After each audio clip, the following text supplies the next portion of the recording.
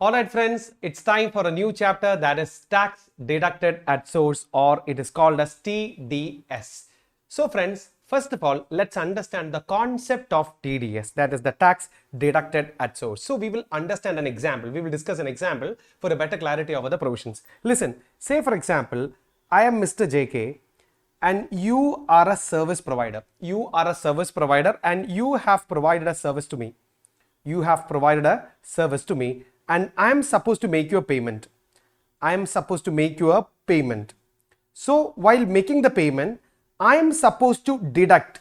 I am supposed to deduct a small portion of the taxes, that you are required to pay as what? As TDS. So friends, listen, this payment is income in your hands. There is no doubt for that.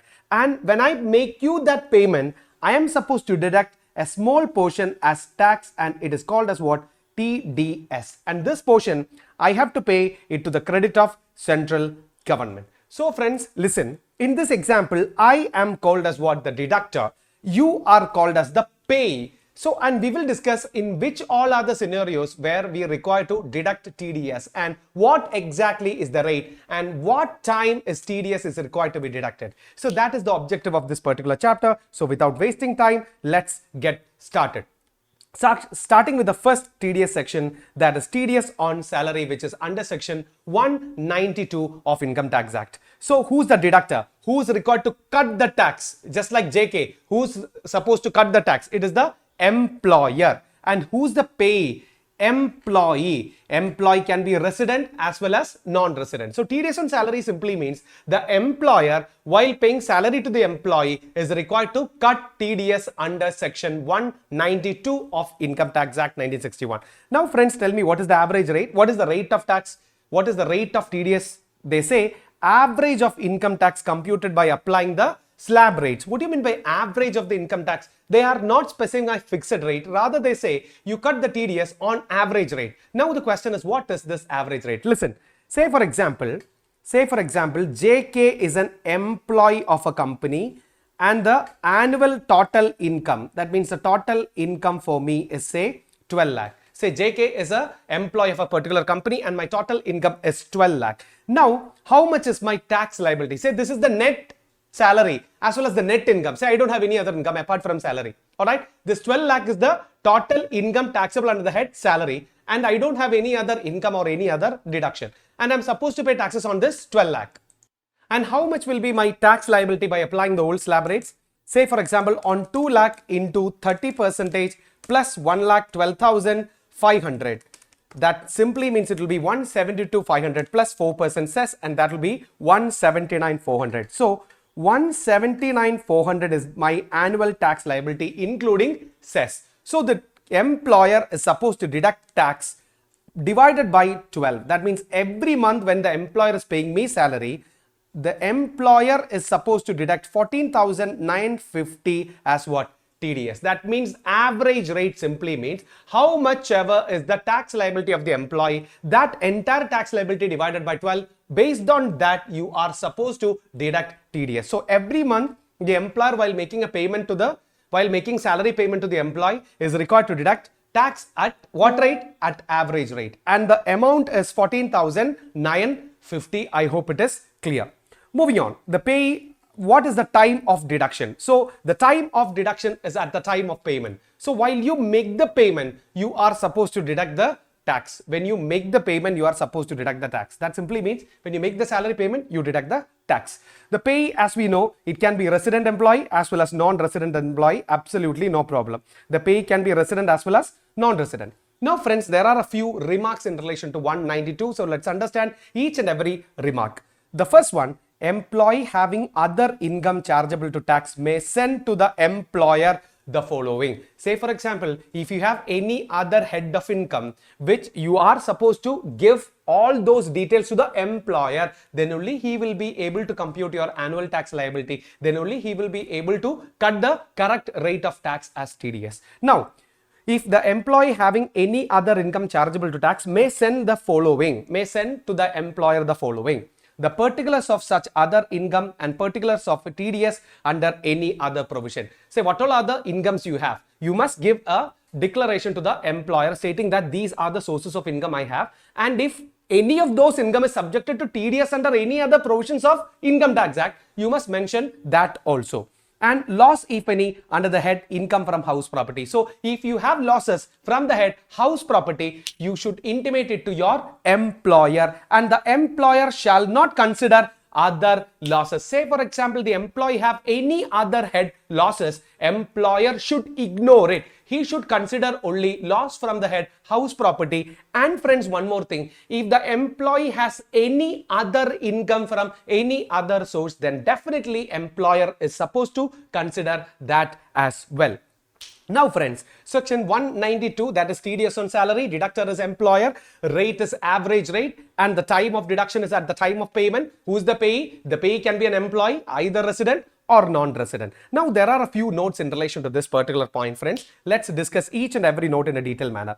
Note number 1. In case an employee intends to opt for 115 BAC, what is 115 BAC? The new parallel slab rate applicable for individuals. Say for example, you are an employee and you want to pay the tax as per the parallel slab rate. Parallel slab rate which starts from 2,50,000 onwards. The parallel slab rate under 115 BAC. Then, and he intimates to the employer, then the employer shall compute the total income and TDS in accordance with the provisions of 115 BAC. If the employer is planning to pay the taxes under 115 BAC, then the employer should intimate that also to the employer. Then employer should cut the TDS under 115 BAC. Otherwise, he should cut the TDS based on the old slab rates. If the employee is planning to opt for BAC, he should intimate it to the employer, and the employer will deduct the TDS in accordance with BAC provisions. I hope that is clear. Note number 2. If employer bears tax on non-monetary perquisites, then TDS is not required on such portion. That is, the tax borne by the employer on such perquisite shall be treated as TDS in the hands of the employee, and he can avail credit for the same. Such tax borne by the employer shall not be allowed as a deduction, and the same will be exempted in the hands of employee. What do you mean by this point? So friends, listen. Say for example, I am your employer and I am about to give you salary, and along with the salary I am giving you perquisites. Alright, say for example, rent-free accommodation, motor car, or any asset given to you, or I have given you sweat equity shares, etc. So I am giving you perquisite along with the salary payment. So on that perquisite, you are supposed to value the perquisite and show you as your income along with the salary, and you are supposed to pay the taxes on the perquisite as well. I am supposed to deduct TDS when I give you salary as well as the perquisite. I hope you are with me. Now friends, listen. In certain cases, it is open for the employer to suffer the tax over the perquisite element of employee. Say for example, we will take a simple example for a better clarity. Listen. Say for example, this is an employee and the annual salary payable to him is 12 lakh. Along with that, employer is giving perquisites worth 2 lakh. Perquisites worth how much? 2 lakh. And employer agreed that he will pay taxes. He will pay taxes on this perquisite portion on behalf of employee. The employer, say I am the employer. Say I am the employer and I will suffer the taxes on the perquisite portion of the employee, and I from my own pocket I am paying this particular taxes on the perquisite portion. Now listen, if I myself have paid taxes on that perquisite portion, then again on this portion TDS not required. TDS not required. And again this 2 lakh I will suffer something as your taxes, right? From my pocket I will suffer the tax portion on perquisite, and that portion is not allowable as a deduction for the employer. Even though it is an out-of-pocket expenditure of the employer, he cannot claim that tax suffered on perquisite as a deduction. Impossible. Next point is, employee can definitely take credit employee can definitely take credit of the taxes which is paid by the employer. It is just like you yourself paid the taxes, but ultimately it has been suffered from my pocket. I cannot claim it as my deduction, but the employee can take it as a credit. That taxes paid by you can be taken as a credit. You should show this 2 lakh also as your part of your, that 2 lakh definitely is a part of your income. For the taxes paid on that 2 lakh, you can claim a credit as well. So let's go back to that particular point. Listen friends, if employer bears tax on non-monetary perquisite, I am the employer, then TDS is not required on such portion. Then TDS is not required on that 2 lakh portion. And tax borne by the employer on such perquisite shall be treated as TDS in the hands of employee. The tax which I have paid on the 2 lakh will be treated as a TDS in your hands. That's what I said. You can take the credit on that particular portion of taxes. And again, and he can avail credit for the same. He means who? Employee can avail credit for the same. And such tax borne by the employer shall not be allowed as a deduction. For me, I cannot claim that out-of-pocket expenditure on your behalf as a deduction. Not possible. And the same will be exempted in the hands of employee. And that portion of taxes, that is also a benefit for you, right? That portion of taxes, that simply mean the tax on this 2 lakh is also your benefit. You don't have to incur it from your pocket. But that element, that amount of taxes which I paid on the 2 lakh is not treated as your income. It is outside the scope of the taxes. See, that taxes from my pocket. Say for example, it is 10%, 20,000. Your total benefit is 12 lakh plus 2 lakh plus 20,000. Why the 20,000? That 20,000 is going from my pocket. So it is also your benefit. But that 20,000, you don't have to suffer any extra taxes. I hope it is clear. Moving on to the next note, friends, that is employer being eligible startup referred under section 80 IAC. Say for example, you are an eligible startup which have a 80 IAC registration, technologically driven innovative business, and allotted any specified security or sweat equity shares to the employee, and has to deduct tax on the value of such perquisite provided to its employee within 14 days from the earliest of the following dates. Say for example, I am the employer and I am an eligible startup.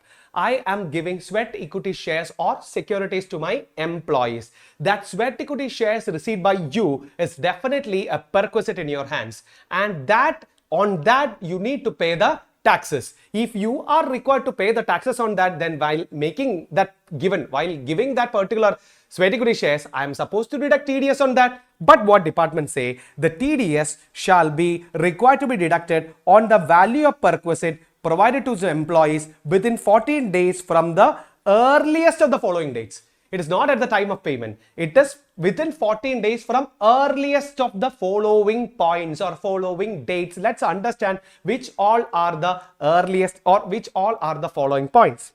Point number 1. After the expiry of 48 months from the end of relevant assessment year. So first thing to notice, say for example, today we will pick a date. Say for example, I am giving you a specified security or a sweat equity shares today. So we'll take a simple date, say 15th July 2023. I am giving you some sweat equity shares. All right.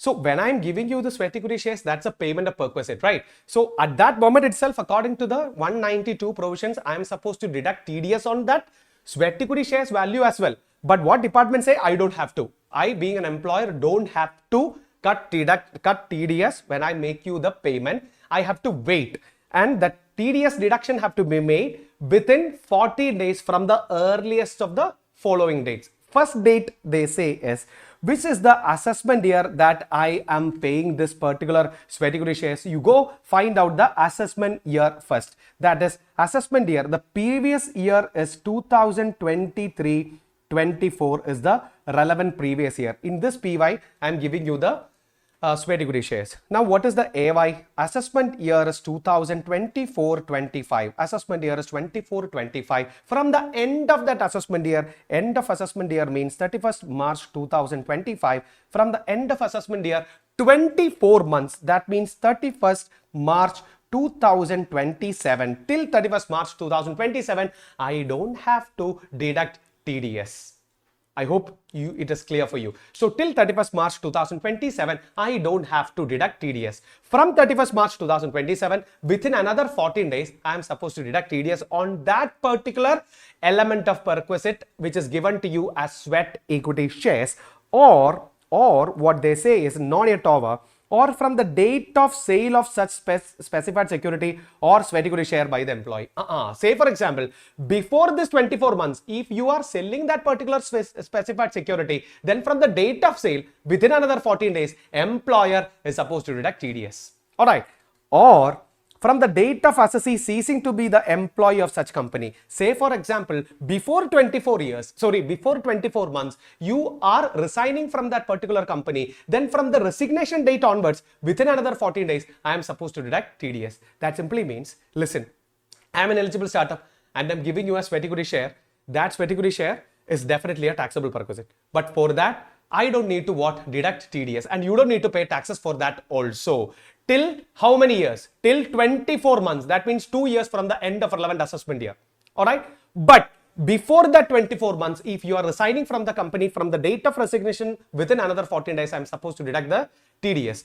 If before 24 months you are selling that particular sweat equity shares to some other person, then also TDS is required to be deducted within the date of sale, within 14 days from the date of sale. I hope it is clear. So in this scenario, employer being an eligible startup can wait up to 24 months, up to 2 years from the end of relevant assessment year, provided you are not selling it to any other person, and provided you are not resigning from that particular company as well. I hope that also is clear to you. Moving on to point number 4, what they say is such tax above has to be deducted or paid on the basis of rate in force for the financial year in which the said specified security or sweat equity share is allotted. That simply means the tax have to be deducted according to the rate prevailing in 2023-24. Even though there is it is deducted on later point of time, the rate of tax have to be determined based on the rate prevailing in 2023-24. I hope that is clear. What is 23-24? That is the year in which sweat equity shares are issued to the employee. I hope you guys are listening. Now friends, moving on to the next note, what they are saying is, if an employee is working with more than one employer or take up a job with another employer during the financial year after his resignation or retirement, then the employee may furnish details of salary income due to or received by him from the other employer and TDS and other particulars relating to the current employer. Such employer should consider the details and compute and deduct the TDS. Say for example, you are my employee, you resigned from my particular company and joined another company in between a year. So what you need to do is, you need to give all the information related to me, all the information related to the salary paid by me to your new employer. That new employer is supposed to deduct the TDS and compute the taxes on your behalf. That's what the department say. If you are taking more than one job, say for example shift basis, you are working with 2 employees at the same time, then out of those 2, you pick any one of them and transfer all your details to that particular person, and that employer will be responsible for your TDS deduction. I hope it is clear. Now we have one case law to discuss. So listen, that is ITC Limited versus CIT, which is cited by the Supreme Court in the year 2016. So what they say is, if tips are paid directly to the waiters or paid through employers, TDS shall not be required to be deducted on such tips, and the same shall not be regarded as a part of salary. Say for example, listen, say for example, I am running a hotel and you are my employees and you are getting tips from the customers, either directly or through me. What do you mean by through me? Say for example, the customer, when he swipes his debit card or credit card, say the bill amount is 1000, but he is paying me another additional 100 rupees and he is telling me to pay it to the client or pay it to the supplier. If those things happens on the tip amount, TDS is not required to be deducted. That's what ITC Limited's Honorable Supreme Court say in the year 2016. I hope that is also clear. So that is the first section, that is 192 TDS on salary. Who is the deductor? Employer. Who is the payee? Employee. At what is the rate? Average rate. And you tell me type of deduction, that is at the time of payment. I hope this much is clear for you. Alright friends, so let's moving on to the next deduction, that is the next TDS, that is TDS on premature withdrawal from employee provident fund. Hope you remember, if you are an employee and you are withdrawing something from the employee provident fund before 5 years of continuous service, then that withdrawal shall be taxable as if it is a withdrawal from URPF. It is covered under the head salaries. Hope you remember that point. So the point, the TDS is when, say for example, I am the person who manages your provident fund. All right. So you are withdrawing your entire provident fund from my balance. Now I am supposed to deduct TDS from that withdrawal amount according to section 192A of Income Tax Act. So friends, let's understand who is the deductor here. So the deductor is the trustees of the provident fund scheme or any person authorized under the scheme to make the payment. Say for example, I am the trustee. Say this is a company called Tata Group of Companies, and I am the Tata Group of Companies is maintaining their own recognized provident fund, and I have appointed as the trustee of that particular fund. Now you are an employee of Tata Group of Companies and you are withdrawing the provident fund before 5 years of continuous service. Then I am the trustee and I have to take care of your provident fund payment. So when I am giving you that particular payment, I am the deductor. I am supposed to deduct TDS from that particular payment. Hope you remember. And if there is continuous service, then that particular withdrawal is not taxable in your hands. It is exempted under section 10 subsection 12. Hope you remember, we have covered this under the head salary. And if there is no continuous service, then only that amount is taxable in your hands, then only TDS is required to be deducted. If that withdrawed amount is not taxable in your hands, then TDS is not required to be deducted under 192A of Income Tax Act. Now listen, if TDS is required to be deducted, tell me what is the rate of tax? That is 10%. What is the time of deduction? It is at the time of payment. Now tell me, who is the payee? Pay is always the employee. He can be resident as well as non-resident. That simply means he can be ROR, RNOR, NR, whatever the status, irrespective of the residential status, TDS is required to be deducted under 192A of Income Tax Act. I hope that is clear. Now friends, moving on, no TDS required if aggregated the amount of such payment to the payee is less than 50,000 rupees. In a year, if the amount withdrawn by you is less than 50,000 rupees, then TDS is not required to be deducted. And now friends, listen. If payee fails to furnish PAN, then the rate of TDS will be at MMR, that is the maximum marginal rate, that is the basic tax rate will become 30%, highest surcharge rate will become 37%, and cess will become 4%. If the payee, that means if the employee is not furnishing his PAN number to the provident fund manager or the trustee, then the trustee is supposed to deduct tax at what rate? At MMR rate, and that's what the department say under section 192A. I hope it is clear. Moving on friends, moving on with the next deduction, that is interest on securities, which is under section 193 of Income Tax Act. So let's learn what exactly is this interest on securities under 193. That simply means who is the deductor here? The person responsible for paying any income by way of interest on securities. Say for example, I am about to, say I am a company issued debentures and you have invested in my debentures. I am about to give you interest. So I am the person who is about to give you interest on what? On securities. Debenture is a security, and hence I will be the deductor here. So who is the deductor? Any person who pays interest income under securities. And what is the rate of TDS? It is 10%. Now tell me friends, what time is TDS reduction required? It is at the time of credit or payment, whichever is earlier. Either the interest becomes due. Say for example, every 30th of June, interest becomes due. Say for example, on 30th of June, anyways, I am supposed to deduct the TDS. Or say for example, on 25th of June, I am paying you the interest as an advance. Then at the time of credit or payment, whichever events happens first, that time TDS is required to be deducted. And who is the payee? Any person who is a resident. The payee have to be a resident here. That simply means the resident person who is receiving this particular interest is the payee. So section 193, that is interest on securities. Now friends, listen. There are a few notes in relation to this particular section. So let's understand the notes in detail. So friends, there are a few notes in relation to this. Let's understand the notes in a detailed manner. Listen, say TDS is not required to be deducted if interest is payable on the following. If interest is payable on the following, then TDS is not required to be deducted. So let's understand where all are the situations where TDS under 194(3) is not applicable. Point number 1, interest on debentures issued by a public company to individual or Hindu undivided family, provided aggregate interest in a financial year does not exceed 5,000 and the same is paid by way of an account paid check. Say for example, if I am a public limited company and you are an individual or an HUF invested in my particular public limited company, and I am about to make you an interest payment, and if the aggregate payment in a year does not exceed 5,000, that means it is up to 5,000 plus the payment is made in an account paid check. In that scenario, I am not supposed to deduct TDS. Say for example,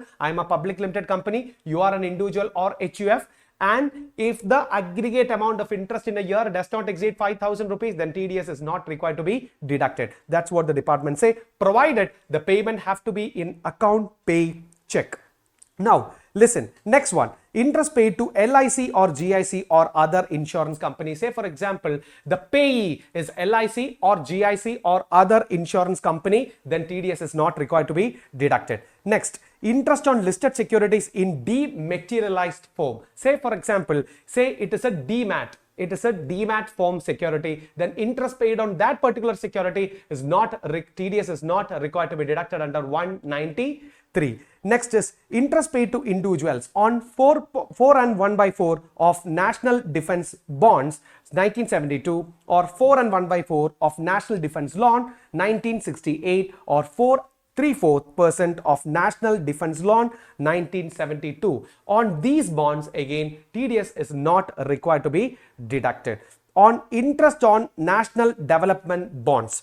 So listen friends, on interest on national development bonds, again, TDS is not required to be deducted. And moving on friends with the next one, that is interest on 7-year national savings certificate. Say for example, if it is a 7-year national savings certificate interest, again TDS is not required to be deducted. Moving on to the next point, interest payable on Power Finance Corporation Limited, which is covered under 54EZ, that is capital gain bond, and Indian Railway Finance Corporation Limited, which is again a 54EZ capital gain bond. If interest is paid on these bonds, again TDS is not required to be deducted. Hope you remember, under 54EC, if you are transferring a land or a building which is held as a long-term capital asset and you have invested in a 5-year notified bond of either NHAI or RECL or this Power Finance Corporation Limited or Indian Railway Finance Corporation Limited. So if you are getting an interest from this Power Finance Limited or Indian Railway Finance Corporation Limited, those guys also will not deduct any TDS under 193 of Income Tax Act. Now friends, listen, interest paid to an individual on 6.5% gold bonds or 7% gold bonds, provided nominal value of the bond held by him does not exceed 10,000. Say if you are an individual and you have a face value of around rupees 10,000 or less of gold bonds, that is 6.5% gold bonds 1997 scheme or 7% gold bond which is issued under 1980 scheme. I am about to make you interest under this bonds. Again, TDS is not required to be deducted, but one point is there friends. Listen, the nominal value, that means the face value of total bonds held by you shall not exceed how much? 10,000 rupees. If it exceeds 10,000, then definitely TDS is required to be deducted on that entire amount. Now, listen, moving on to the next point, interest on government security, that is interest payable on 8% savings bonds 2003 or 7.5% savings bond 2018. If such interest payable exceeds 10,000 during the financial year, again TDS is not required to be deducted. So in this scenarios, TDS is not required to be deducted under 193 of Income Tax Act. So friends, listen. So what is 193? Interest on securities. Who is the deductor? The person who makes the interest payment. What is the rate of tax? 10%. When TDS is required to be deducted? TDS is required to be deducted at the time of payment or credit, whichever happens first. And now, if the payee have to be a resident person. If payee is non-resident, it is not covered under 193 of Income Tax Act. I hope it is clear. And moving on with the next DDS section, that is TDS under section 194, that is TDS on dividends. So when a domestic company declares a dividend to a shareholder, that domestic company have to deduct TDS under 194. At what rate? at 10% at the time of making the payment, the payee can be a resident shareholder. So let's understand who all are the main characters in this 194, starting with the domestic company. The deductor have to be a domestic company. Now, the domestic company at what rate? At 10% rate. When is the TDS required to be deducted? It's at the time of payment. Now, the payee, if he is a resident shareholder only, TDS is required to be deducted under 194. If the payee is not a resident shareholder, then TDS is not required to be deducted under 194. It will be deducted under 195 of Income Tax Act. Now, friends, listen, there are a few notes in relation to this. TDS not required when aggregate dividend paid is 5,000 or less. If the aggregate dividend amount paid by you is either rupees 5,000 or less, then TDS is not required to be deducted, provided that payment should be made in any mode other than cash to an individual. Say, for example, you are an individual shareholder and the total amount of TDS that I'm paying to you is 5,000 rupees or less. Now, listen. Then what the department say is the payment mode should be other than cash. The method of payment should be other than cash. That's what the department say. So friends, listen, TDS if payable to a resident shareholder, resident individual shareholder, amount of dividend payable shall be 5,000 or less. Method of payment have to be any mode other than cash. TDS not required. It's based on one-to-one. Say for example, I am an individual shareholder. I have shares in Tata Motors and I have shares in TCS. Tata Motors is paying me a dividend of 4,000. TCS is paying me another dividend of 4,000. It is not the cumulative 4 plus 4. One to one. From one company, aggregate amount of dividend received by me. If exceeds 5,000, then definitely TDS is required to be deducted on that entire amount. It's a threshold. Once the payment crosses the threshold, TDS is required to be deducted on that entire amount. I hope it is clear.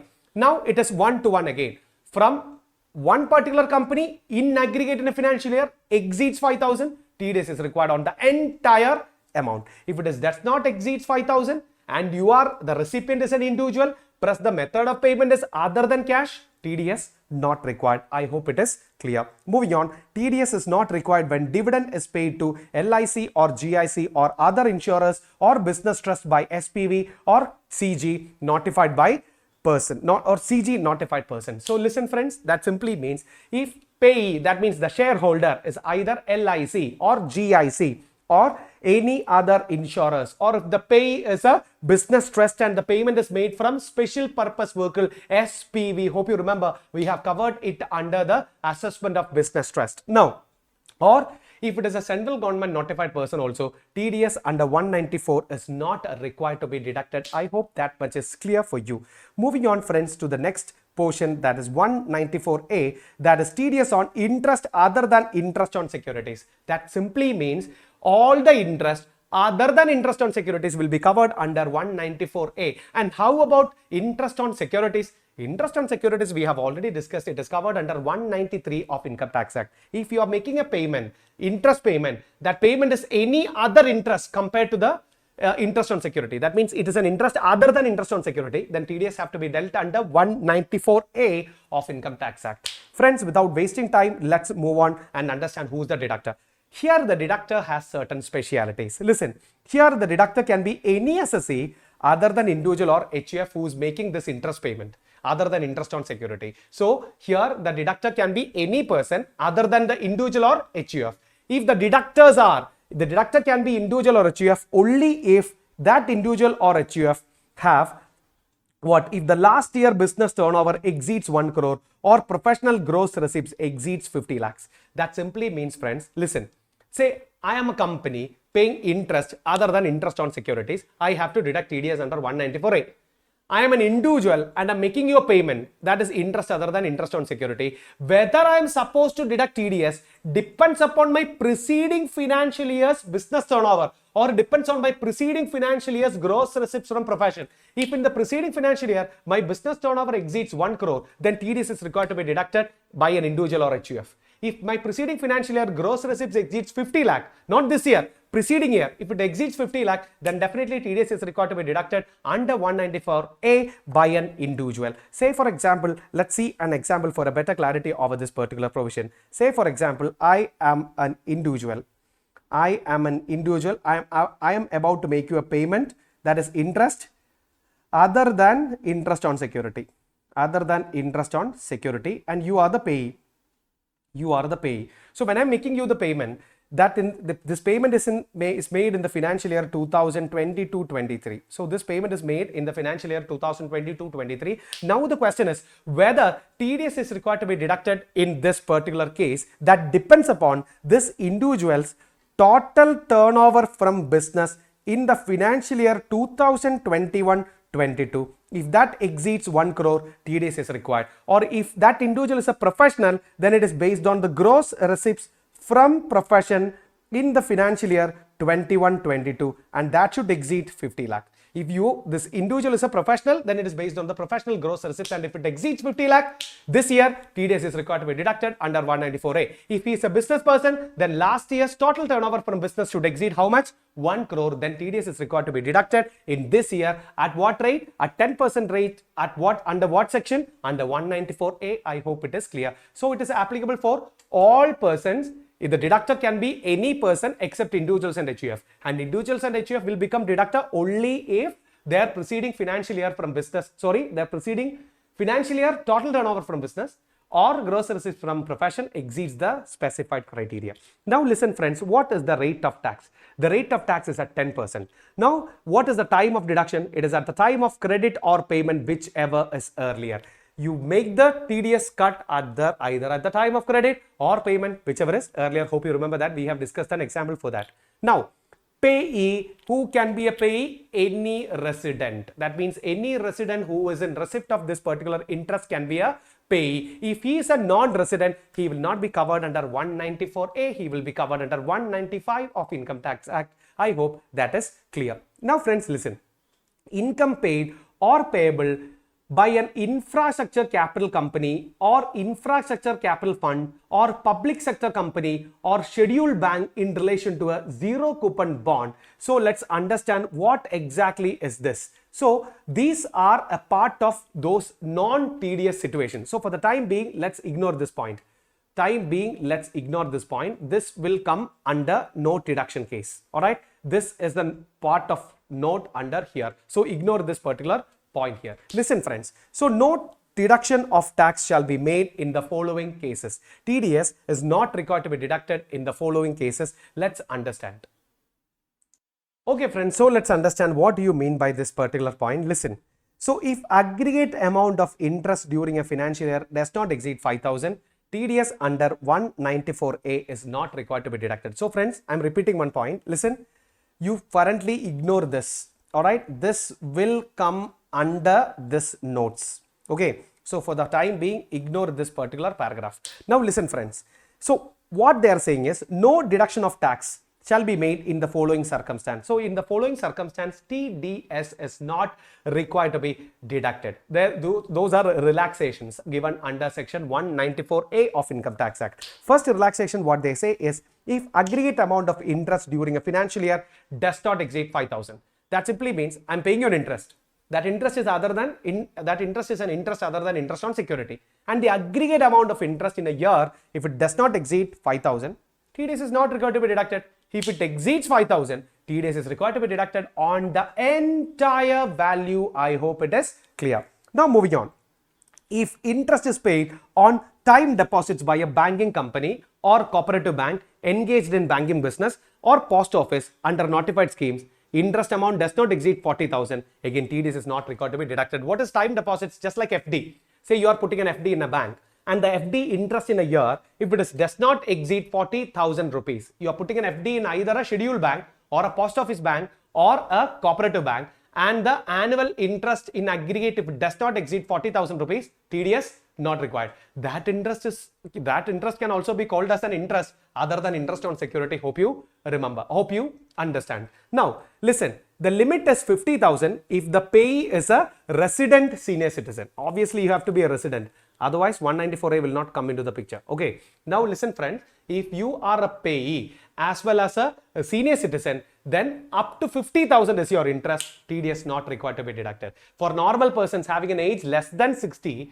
then the threshold is 40,000. For senior citizen, that means having an age of 60 years or more, threshold is 50,000. So up to 50,000 interest in aggregate, TDS is not required to be deducted. Again, this is based on one-to-one bank. From a bank for a deposit, if the aggregate does not exceed 40, yeah, 50, depends upon the pay's age, TDS is not required to be deducted. I hope it is clear. Moving on to the third point, interest paid or credited by a firm to its partners. If I am a partnership firm and I'm giving you an interest, you are my partner, I'm giving you an interest on the capital.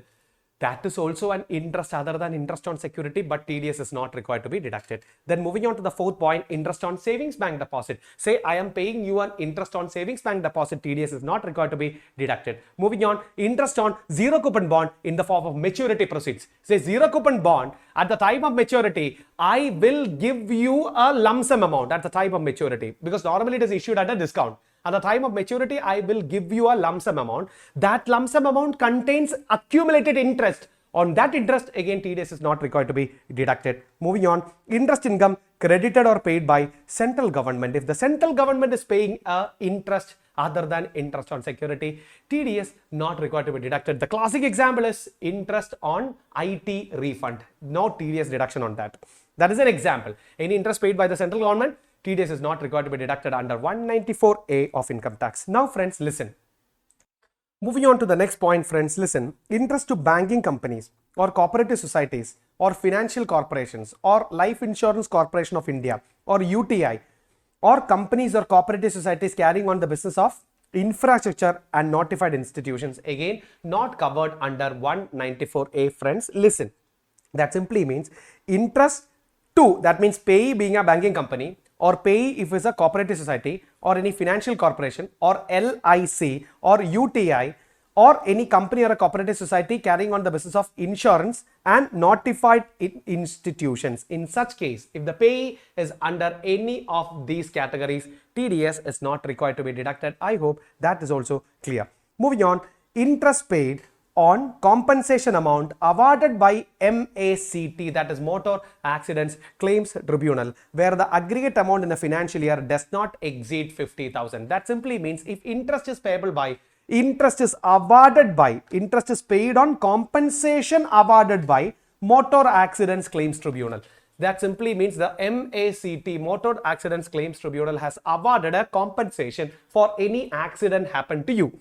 On that, you are getting an interest on that compensation due to the delayed payment. On that interest, TDS is not required to be deducted, provided the aggregate amount of interest does not exceed 50,000 in a financial year. So friends, listen.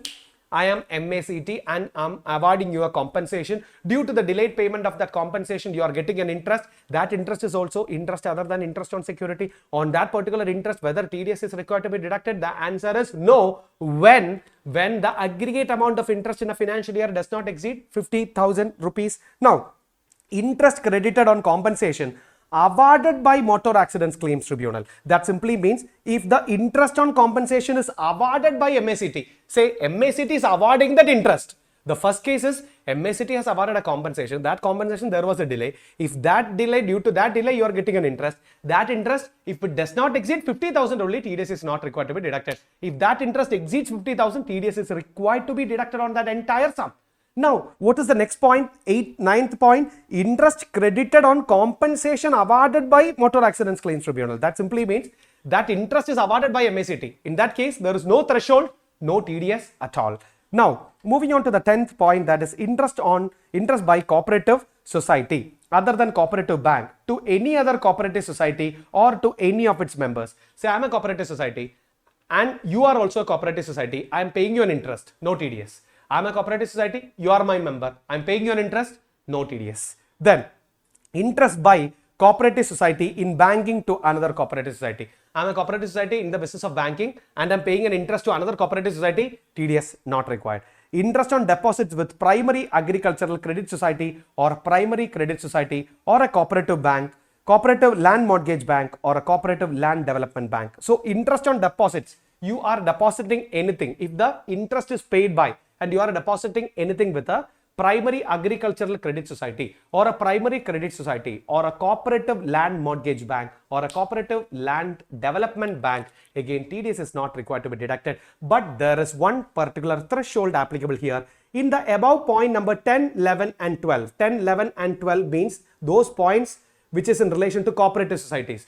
10, 11 and 12, what will happen? TDS is required if the turnover or gross receipts of the cooperative society. TDS is required when the interest paying cooperative society's turnover or gross receipts is how much? In the preceding financial year exceeds 50 crores. If that particular cooperative society's preceding financial year's interest exceeds how much? Sorry, preceding financial year's total turnover exceeds 50 crores and interest paid or credited exceeds 40,000, or in the case of resident senior citizen, it exceeds 50,000. So that simply means, friends, listen, say I'm a cooperative society and my past year's turnover exceeds how much? Past year turnover exceeds 50 crores and the amount of interest that I'm paying to individuals is more than 40,000, or senior citizen it is 50,000, then definitely TDS is required to be deducted. This relaxation under 10, 11 and 12 is not applicable in such case. I hope it is clear. Now friends, listen, moving on to note number 2. The CBDT clarified that interest on FDR made in the name of Registrar General of Court or depositor of the fund on directions of the court will not be subjected to TDS till the matter is decided by the court. However, once the court decides the ownership of the money lying with the FD, the provisions of 194A will apply to the recipient of income. So what do you mean by that? Say for example, you and me have a debate based on a particular deposit amount. So there was a debate over the ownership on a particular deposit amount. This debate was between, so this debate is between you and me. This debate is pending in High Court. What do you mean by this debate is pending before High Court? Say for example, we are having a debate on the ownership of this FD in front of the High Court. Once High Court decides the case, then we will be able to, department will be able to know the real owner of this particular FD. Until otherwise, the High Court decides that particular case, we don't know who exactly is the real owner. For the time being, say that fixed deposit is taken over by the registrar of the High Court. That the fixed deposit is not with me or not with you. The fixed deposit is taken over by the registrar of High Court. Now, and the registrar of High Court have deposited that amount in a bank. That fixed deposit is with a bank and it is the custodian is the registrar of High Court. Now, when the bank pays an interest in a year to the registrar, registrar cannot enjoy that particular interest first of all. Registrar is only the temporary custodian of that particular FD. When the bank put a credit to the interest on that particular FD, does the bank is required to deduct TDS? The answer is no. So friends, listen.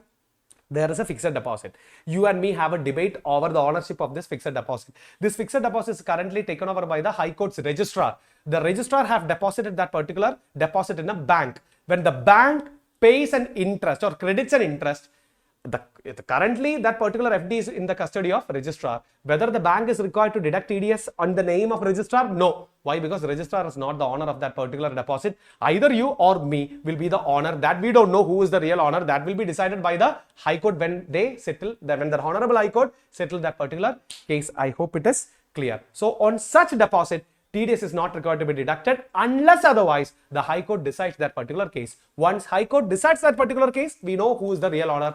In that person's credit, definitely TDS is required to be deducted. Moving on to note number 3. What they are saying is, central government notified that no TDS required on interest other than interest on securities made by scheduled bank located in a specified area to a member of scheduled tribe residing in a specified area. Say you are a scheduled bank in a specified area and you are giving interest to a scheduled tribe which is in a specified area, which is referred under 1026, provided aggregate of the payments made during a financial year does not exceed 20 lakh. If the scheduled bank is paying an interest to a scheduled tribe which is referred under 1026 of income tax, then TDS is not required to be deducted on that interest, provided that interest amount in a financial year does not exceed 20 lakhs. Moving on to the next point, friends. What they are saying is, in case of a minor where both the parents have deceased, TDS on interest income accrued to the minor is required to be deducted and reported against the PAN of the minor child unless a declaration is filed that credit for the tax deducted has to be given to any other person. Say for example, you are or me, say for example, there is a minor child A. Alright, both the parents of the minor child is expired. Then that minor child has an income other than interest on securities. Then while paying that income, TDS is required to be deducted against the PAN of that minor child, unless otherwise a declaration is given by the payee stating that some other person is the real owner of that particular FT, or some other person has to be given the credit of that particular TDS. In such case, unless otherwise there is such a declaration, TDS is required to be deducted on the minor's PAN itself. Now, note number 5. In case of deposits under capital gains account scheme 1988, where the depositor has deceased. Say, what is capital gains account scheme? Say, for example, if you have a long-term capital gain from transfer of a house property or any of those exemptions mentioned under section 54 series, and you are depositing that amount for the taking the exemption under 54 series in a capital gains account scheme. That means an account maintained with any scheduled bank in India, and the depositor deceased, the assessee deceased. Then TDS on interest income accrued for up to the period of death of the depositor is required to be deducted and reported against the PAN of the depositor. Till the date of death, TDS is required to be deducted on the PAN of the original depositor. And afterwards, TDS on interest income accrued for the period after the death of the depositor is required to be deducted and reported against the PAN of the legal hire. Till the date of death, original depositor. After that, in the name of legal hire, you have to deduct the TDS and report the PAN. Now, unless a declaration is filed under Rule 37BA sub-rule 2 that the credit for the TDS has to be given to any other person. If the legal hire is saying that the credit have to be given to any other person, then on that person's PAN, TDS is required to be deducted. Otherwise, it will be always deducted in the name of the legal hire from the date of death of that original depositor. I hope that point is also clear. And there is a case law that we have to study right now. That is Canara Bank 2018, which is cited by the Supreme Court of India. The debatable point here is whether Noida is a corporation established by or under the Uttar Pradesh Act.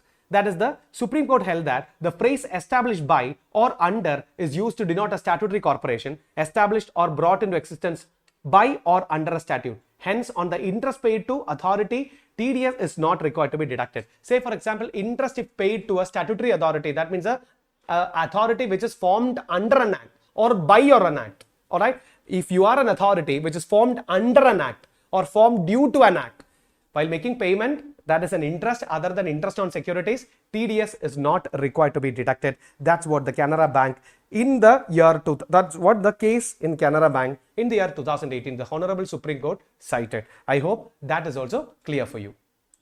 Alright friends, so let's move on with the next section that is called as section 194B, that is TDS on winnings from lottery, crossword puzzles, etc. Say, for example, you won a lottery or a crossword puzzle, etc. Then while releasing the payment, TDS is required to be deducted under 194B. So let's understand who is the deductor.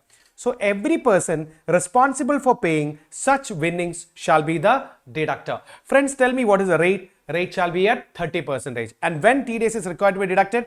TDS is required to be deducted at the time of releasing the payment, giving the payment. And what are the attributes of payee? The payee can be a resident or a non-resident, and again there is a threshold, that is TDS is not required to be deducted if the amount of such payment does not exceed 10,000. So friends, listen.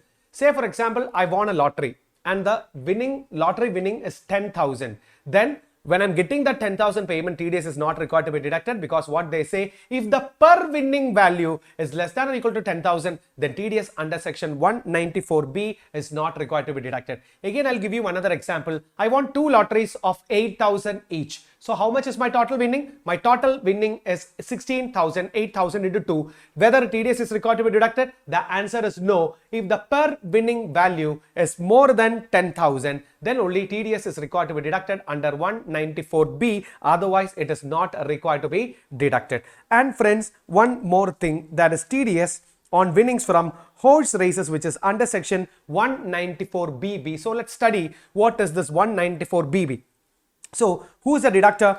That means every person who is responsible for paying such sum. That is, if you are a person and you are releasing any winnings from horse race, then you are the deductor under section 194BB. And what is the rate? The rate shall be 30%. Tell me when the TDS is required to be deducted? At the time of payment. Then payee can be a resident as well as a non-resident. Again, here also the threshold is same. TDS is not required to be deducted if the amount of such payment does not exceed 10,000 again per winning. So 194B and 194BB, the conditions, rate, time, pay, threshold, etc. is similar. The only difference is under 194B, it is winnings from lottery, crossword puzzles, etc., etc. And 194BB, it is winnings from horse races. Now, there are certain conditions in relation to this.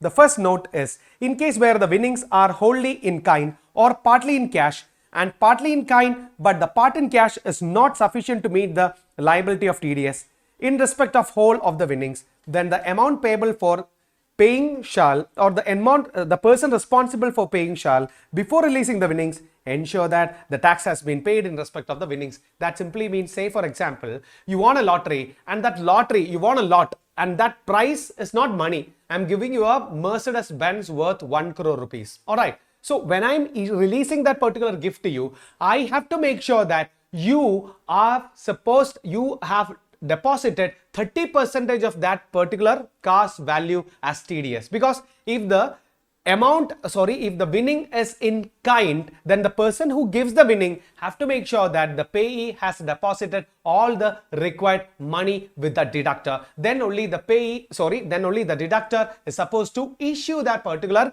gift to the payee. I hope it is clear. If it is in kind, then the deductor have to make sure that adequate amount have been deposited by the payee as TDS. Then only the deductor is supposed to release the payment. Now, there is a case law in relation to this, that is Hindustan Lever Limited, which is cited in the year 2014 by the Karnataka High Court. So, let's understand. So, friends, in that particular case, what happened is, debatable point is here, whether assessee fails to deduct tax at source under 194B in respect of winnings, which are wholly in kind, can be deemed as an assessee in default under 201 under section 201. That simply means assessee was a deductor, but the winnings was in kind, but the assessee failed to deduct TDS. Assessee has issued that particular winnings without deduction. Can the assessee be called as a assessee in default according to section 201? Say for example, if you are a TDS defaulter, normally what all are the possibilities, what all are the consequences that you have to face? You have to pay interest.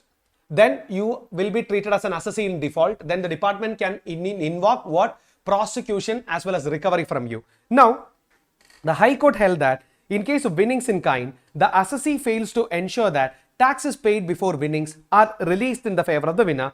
Then section 271C empowers Joint Commissioner to levy penalty equivalent to the amount of tax not paid. And under section 276B, non-payment of tax is an offence attracting rigorous imprisonment with fine. But proceedings under 201 cannot be initiated against the assessee. Say for example, if the winnings is in kind and you defaulted in depositing or you defaulted in deducting TDS, that simply means you have to accept the equivalent amount of TDS as a tax from the payee, then only you are supposed to release the gift to the payee. If you have made a default in that, then what will happen? You will not be treated as an assessee in default, but definitely penalty and prosecution provisions can be invoked against you. That's what the Karnataka High Court says in the case of Hindustan Lever Limited, which is cited in the year 2014. I hope that is also clear. Now, moving on with the next one, that is payment to contractors or subcontractors for work which is under section 194C. Say for example, when you are making a payment for work done to a contractor or a subcontractor, you are supposed to deduct TDS under section 194C. So let's understand the provisions in relation to this. Who is the deductor, friends? Any person other than individual HUF, AOP and BOI while making any payment in relation to work to a contractor or a subcontractor is required to deduct TDS. Say for example, you are a person other than individual HUF, AOP or BOI and you are making a payment for any work done. You are supposed to deduct TDS under 194C. Now, when individual or HUF or AOP or BOI, let's understand when this individual HUF, AOP, BOI becomes deductor.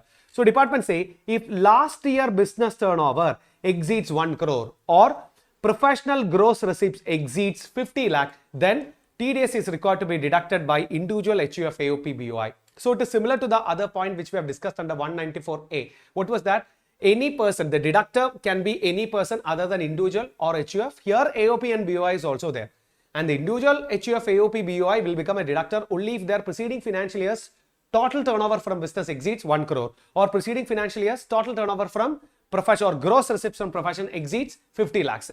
Only in that criteria, only in that case, individual and HUF will become deductors. Now listen friends, if the payee is individual and HUF, if the deductor, we've discussed about deductor, now leave about the deductor. Now we have to think about the payee. If the person to whom that you are making the payment is called as payee, if the payee is an individual or HUF, then the rate of TDS is at 1%. That means you, the contractor or subcontractor, if he is an individual or HUF, then the rate of tax is at how much? 1%. If the payee is what? Any other category, that means a contractor or subcontractor is a company or a partnership firm, LLP, etc., then rate of TDS shall be 2%. So 194C, the rate of TDS depends upon the type of payee. If the payee is an individual or HUF, then the rate of TDS is 1%. If the payee is any other person, then the rate of TDS shall be 2%. Now tell me friends, when TDS is required to be deducted? TDS is required to be deducted at the time of payment or credit, whichever happens first. Either at the time of credit or at the time of payment, whichever is earlier shall be the point of deduction of TDS. Now, let's understand the attributes of payee right now. The payee can be a resident contractor or a subcontractor. The payee have to be a resident contractor or a subcontractor. In case of a non-resident payee, 194C is not applicable. I hope it is clear. Now, listen.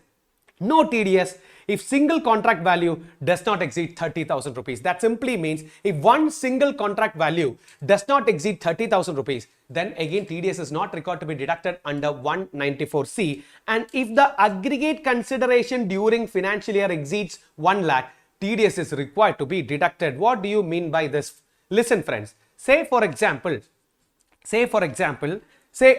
JK have entered into an agreement with a company, and this company is the contractor. All right. So in a year, in financial year 2022-23, we have entered 4 contracts. Each contract value is 30,000. So we have entered 4 contracts and each contract value is 30,000. Now friends, listen. When I make the payment for the first contract 30,000, the individual contract value does not exceed 30. When I make payment or when I enter the contract, that is a second contract, again individual contract value does not exceed 30. When I enters into the third contract also, the effect is same. When I enters into fourth contract, what will happen? The aggregate value of contract entered into between 2 persons exceeds how much? Exceeds 1 crore. Then it is altogether a different story. Then TDS is required to be deducted on this entire value. But friends, listen. Say, when I make the fourth contract, the entire TDS have to be deducted from the fourth contract. That means the total value is 30,000 into 4. That will be 1,20,000. Since the contractor is a company, rate of TDS will be 2%. How much is 1,20,000 into 2%? 1,20,000 into 2% will be 2,500 rupees. This 2,500 rupees have to be deducted from this fourth installment, that is from this 30,000, and the remaining amount, that is 30,000 minus 2,400, the remaining amount 27,600 will be the payment given by me to the company when I make the fourth payment or when I enters into the fourth contract. I hope it is clear. If the aggregate value of a contract in a year exceeds how much? Exceeds 1 lakh, then TDS is required to be deducted on the entire value from the very next installment. I hope it is clear. Now, moving on, there are a few other notes in relation to 194C, friends. So let's discuss each and every note in a detailed manner. So the first point is work includes. What do you mean by work? See, 194C is required to be deducted when there is a payment given by a person for work done to the payee, right? To the payee being a contractor or a subcontractor. Now, what is this work? Work includes, it's an inclusive definition. Work includes advertising. So all the payments in relation to advertising work is definitely deductible under 194C. Then broadcasting and telecasting, including production of programs for such broadcasting or telecasting. Any broadcasting or telecasting is definitely a work, and any production of program for broadcasting and telecasting is also a work under 194C. Now, carriage of goods or passengers by any mode of transport other than railways. You are transporting some goods. I am a goods transporter. When you are making me a payment, I am a goods transporter and the payment is for transporting the goods. Again, 194C is required to be deducted. There is no doubt, except railway. You are making a payment to railway, TDS is not required to be deducted. Then next is catering work. Any catering work, definitely TDS is required to be deducted. And final point, manufacturing or supplying a product according to the requirement or specification of the customer by using material purchased from the customer or associates of customer referred under 40A2 also is considered as a work. Say for example, friends, listen, it is just like the job work. Say for example, you are a manufacturer. You are a manufacturer and I am buying something from you. If I am buying something from you, it cannot be called as a work. But there is a problem. Say I am the customer. I am giving you the specification. I am giving you specification as well as raw materials for manufacture. I am giving you how to manufacture and I am giving you all the materials also for the manufacture. You are simply obeying my rules. You are simply obeying my orders. You are manufacturing the product according to my specification by making use of materials from me. Then this will be considered as a work. And when I'm supposed to make you the payment, then definitely TDS is required to be deducted from that particular payment. And there is one more point. Say I am not supplying raw material. I'm only giving you specification. That is not regarded as a work. That is a pure manufacturer. Say for example, you are a manufacturer and I'm giving you an order, but I'm not supplying any raw materials. That case, it is not covered under the definition of work. But if I am supplying you what raw materials along with the specification and you are setting something or producing something based on my specification, then it is regarded as a work and 194C TDS is required to be deducted. And one more point is there, friends. Listen, say for example, I am not supplying any raw material, but my raw materials are supplied by my associates. If my raw materials are supplied by associates, I am giving you specification, you are a manufacturer and the raw materials are supplied by my associates, then that also will come under the definition of work definition under 194C, and on that also 194C TDS is required to be deducted. I hope that is clear. Moving on to the next point, that is note number 2. Deduction of income tax at source from payment made to non-resident contractors will be governed by the provisions of 195. That means if the payee is a non-resident contractor, then it will be guided under section 195 of Income Tax Act. Again, note number 3. In case of seller of natural gas sells as well as transport the gas to the purchaser, no TDS is required to be deducted on the component of gas transportation charges paid by the purchaser to the seller. Say for example, I am a gas distributor. Alright, you are my client, I am a gas distributor. I am distributing the gas. I am a gas agency. I am distributing the gas and what I am charging is, say 900 rupees is for the cylinder, gas cylinder, and I am charging an additional for a transportation. Alright, in that case, that transportation, that 100 rupees, whether TDS is required to be deducted? No.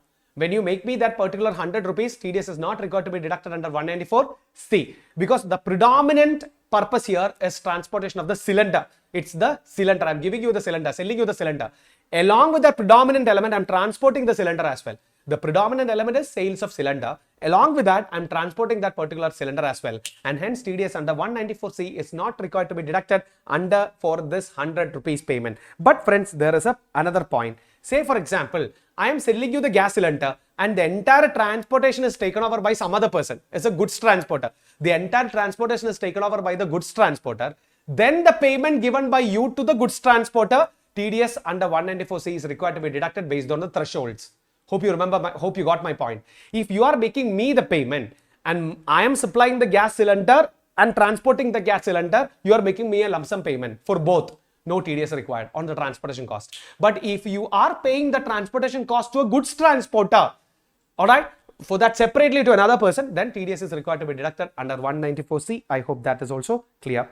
Moving on to the next point. Payment of production of content or a program as per the specification of broadcaster or telecaster, and such contract is covered under the definition of the term work under 194C and therefore subjected to TDS under this particular section. Say for example, I am a particular TV channel and you are a serial producer and I am giving you certain specification, the specification of the serials that I want to telecast. You are producing or you are making a serial according to my specification and you are selling it. that is definitely a work covered under 194C, and while making payment, TDS under 194C is required to be deducted. I hope that is also clear. Moving on, payment for acquisition of broadcasting or telecasting right of content already produced by a production house. There is no contract for carrying out a work as required under 194C, and such payments are not liable for TDS under 194C. Say for example, the same scenario, you have already shorted a serial according to your own wish. Now I am a TV channel and I am buying that particular shorted program for broadcasting purpose. That is a pure purchase. For that, 194C is not required to be deducted. So the point is, in the case of a TV channel for the purpose of broadcasting, if you are creating a content according to my specification, then only TDS under 194C is required to be deducted. Otherwise, it is not required to be deducted. I hope that is clear. And moving on to the last point, that say note number 6. So what it says is no deduction is required to be made from sum credited to the account of a contractor during the course of business of plying, hiring or leasing goods carriages if he furnishes PAN to the deductor and provided the contractor owns 10 or less goods carriages at the time during the previous year. That simply means if the payee is a goods transporter, if the payee is a goods transporting agency plus he owns less than or equal to 10 goods vehicles in a year plus he have furnished PAN. If all these three conditions are satisfied, then while making a payment to that goods transporting agent, TDS under 194C is not required to be deducted. So friends, please listen. If the payee is a goods transporting agent plus he owns less than equal to 10 goods vehicles in a year and that person, that payee furnishes his PAN number to the deductor, then 194C TDS is not required to be deducted on such payment. I hope that is also clear. Next is a case that is Sri Chowdhury Transportation Company, which is cited by the Honorable Supreme Court in the year 2020. So the assessee firm entered into contract with a cement company for transporting cement to various places in India. Say for example, assessee is a firm have entered into a contract for transportation of cement to different places in India. As assessee did not have any transport vehicle by its own, it engaged the services of other transporter for the said purpose. Say for example, I'll tell you, say you want me to transport your cement bags to different parts of India. Alright, I've entered that contract and from your point of view, I am supposed to transport all the cement bags. But I don't have any transportation, I don't have any lorry with me. So what I did is like, I subcontracted it to a third person. So there is a third person here. Are you all listening? There is a third person here. So I subcontracted it to this particular third person. Now he is responsible for the transportation of the cement bags according to your specification. Now, so here are three persons. Number one, client, main contractor, subcontractor. Now listen, the cement company offered payments to the assessee towards transportation charges after TDS. That simply means what happened is when you made me the payment, you have deducted TDS on that particular transportation charges, and assessee while making payment to the subcontractor failed to deduct TDS. What I did, after I accepted payment from you, you have correctly deducted the TDS. When I made the payment to the subcontractor, I haven't deducted TDS. Now, what is next? The Supreme Court held that the assessee was not acting as a facilitator or an intermediary between the consignor company and the truck operator and required to deduct TDS while making the payment to the subcontractors. So what Supreme Court said, when I'm making a payment to similar subcontractors, I'm not an intermediary. I am accepting a contract from you. I am a payee. You are supposed to deduct tax. When I make that payment to a subcontractor, I am also supposed to deduct TDS, and I can take credit on the TDS cut by you. He can take credit on the TDS cut by me. So that should be the correct structure. That's what the Supreme Court said in the case of Sri Chowdhury Transport Corporation in the year 2020. I hope that is also clear. Moving on to the next one, that is another note. No TDS if payment is made to an individual or HUF to a contractor exclusively for personal purpose. That simply means, say for example, friends, listen, I have entered into a contract for my personal purpose. Say for example, for decorating my home. Alright, and I'm about to make you a payment. TDS is not required to be deducted because if the contract is for personal purpose of individuals or HUF, TDS under 194C is not required to be deducted. I hope this much is clear for you. Alright friends, so moving on to the next TDS section, that is insurance commission, which is under section 194D of Income Tax Act. So let's understand what is this TDS on insurance commission. That simply means when the insurance company pays a commission to the insurance agent, the insurance company is supposed to deduct TDS under 194D as per the rate prescribed under 194D. So let's understand who is the deductor. The person paying insurance commission for soliciting insurance business. Whoever pays the insurance commission is supposed to deduct TDS under 194D. And tell me friends, what is the rate? The rate shall be 5%. And tell me at what time TDS is required to be deducted? At the time of credit or payment, whichever is earlier, TDS is required to be deducted. Now you tell me what are the attributes of payee. The payee can be a resident person. If the payee is a non-resident, then it is not covered under 194D. Now, no TDS if aggregate commission in a financial year does not exceed how much? 15,000 rupees. Say for example, the insurance commission in aggregate in a year, if it does not exceed 15,000 rupees, TDS is not required to be deducted under 194D. I hope it is also clear. Moving on friends, payment in respect of life insurance policy, which is under 194DA. So let's understand. Say for example, the insurance company when gives life insurance, when gives us a sum assured under life insurance policy, then they are required to deduct TDS under 194DA according to the rates prescribed under 194DA. So let's understand who is the deductor here. You tell me who is the deductor. The person who pays amount under life insurance policy is the deductor here. Now you tell me what is the rate here. The rate shall be 5%. When TDS is required to be deducted? At the time of making the payment. And finally, the payee again should be a resident person. The payee have to be a resident here. And friends, listen. TDS required only if the aggregate payment in a financial year to the assessee is 1 lakh or more. That simply means if the aggregate payment is less than 1 lakh, TDS is not required to be deducted. The threshold is 1 lakh. If the aggregate payment exceeds 1 lakh, then definitely TDS is required to be deducted on that entire payment according to the 194DA. Now, there are two notes in relation to this. Note number 1. Tax deduction is not required in respect of sum paid under life insurance policies which are exempted under section 1010D. So friends, there is a section called 1010D. And what is 1010D? If the policy is taken on or before 31st March 2012 and the sum assured is 20% and the premium paid in a year is 20% of the sum assured, then entire sum assured including bonus is fully exempted in the hands of the person who has taken the insurance under 1010D. And number 2, if the policy is taken after 31st March 2012 and the annual premium paid is less than or equal to 10% of the sum assured, then the entire proceeds from that particular life insurance is also exempted under 1010D. And point number 3, if the policy is taken on or after 1st April 2013 for a disabled person and the annual premium paid is less than or equal to 15% of the sum assured, again the entire sum assured from that particular insurance policy is exempted under 1010D. And the point is, if that life insurance at the time of maturity is exempted under 1010D, then TDS is not required to be deducted under 194DA. I hope you got my point. And again friends, listen, if the TDS is required to be deducted on sum assured plus bonus minus insurance premium paid after deducting the amount of insurance premium paid by the resident assessee from the total sum paid. That simply means friends, say for example, say the sum assured is 10 lakh. Say the sum assured is 10 lakh and I paid premium of 1 lakh for 2 years and I paid premium of 1 lakh for 3 years. So how much is the premium that I paid in total? 3 lakh is the premium that I paid in total. Then the net 7 lakh is my income at the time of what? Maturity. On the 7 lakh, TDS is required to be deducted at 5%. Are you all with me? It is not on the entire maturity proceeds.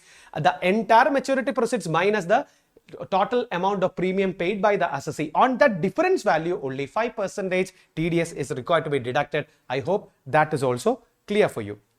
Moving on with the next point, that is payment to non-resident sportsmen or sports association, which is covered under 194E. So friends, listen, if you are a person making payments referred under 115 BBA, what all are the payments referred under 115 BBA? It is covered under NR taxation. Hope you remember.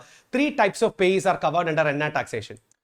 Number one, if you are making a payment to a non-resident sportsman, if you are making a payment to a non-resident sportsman, including an athlete, by way of for the participation in any game or sport in India, however, the game like crossword puzzles, horse races, etc., taxable under 115 BB are not included therein. That simply means you are making a payment to a non-resident, non-citizen sportsman. Say, for example, you are making a payment for a IPL player who is a foreign player who comes in India and plays the IPL. You are making a payment. That payment is taxable in the hands of that player under 115 BBA and the rate of tax is 20%. If you are making a payment for acting in advertisement, that means the foreign player have acted in an advertisement in India. While making payment again, 115 BBA will come into the picture. Or if you are making a payment, say for example, that foreign player has given a newspaper article in relation to cricket or football, whatever it is. You are making a payment for that newspaper article or a magazine article or a journal article, etc. That also is covered under 115 BBA and the rate of tax is 20%. While making those payments, TDS under 194E is required to be deducted. Or say for example, any guarantee amount paid or payable to a non-resident sports association or institution in relation to any game or sport played in India, or you are making any payment to a non-resident entertainer who is also a non-citizen in India for his performance in India. Say for example, you are bringing a pop singer to India and that pop singer is a non-resident, non-citizen in India and you are about to make him a payment for his singing concert in India. On that also is covered under 115 BBA. If you are a person who makes any of these payments covered under 115 BBA, you are required to deduct TDS under 194E. And what is the rate? The rate shall be 20% plus cess.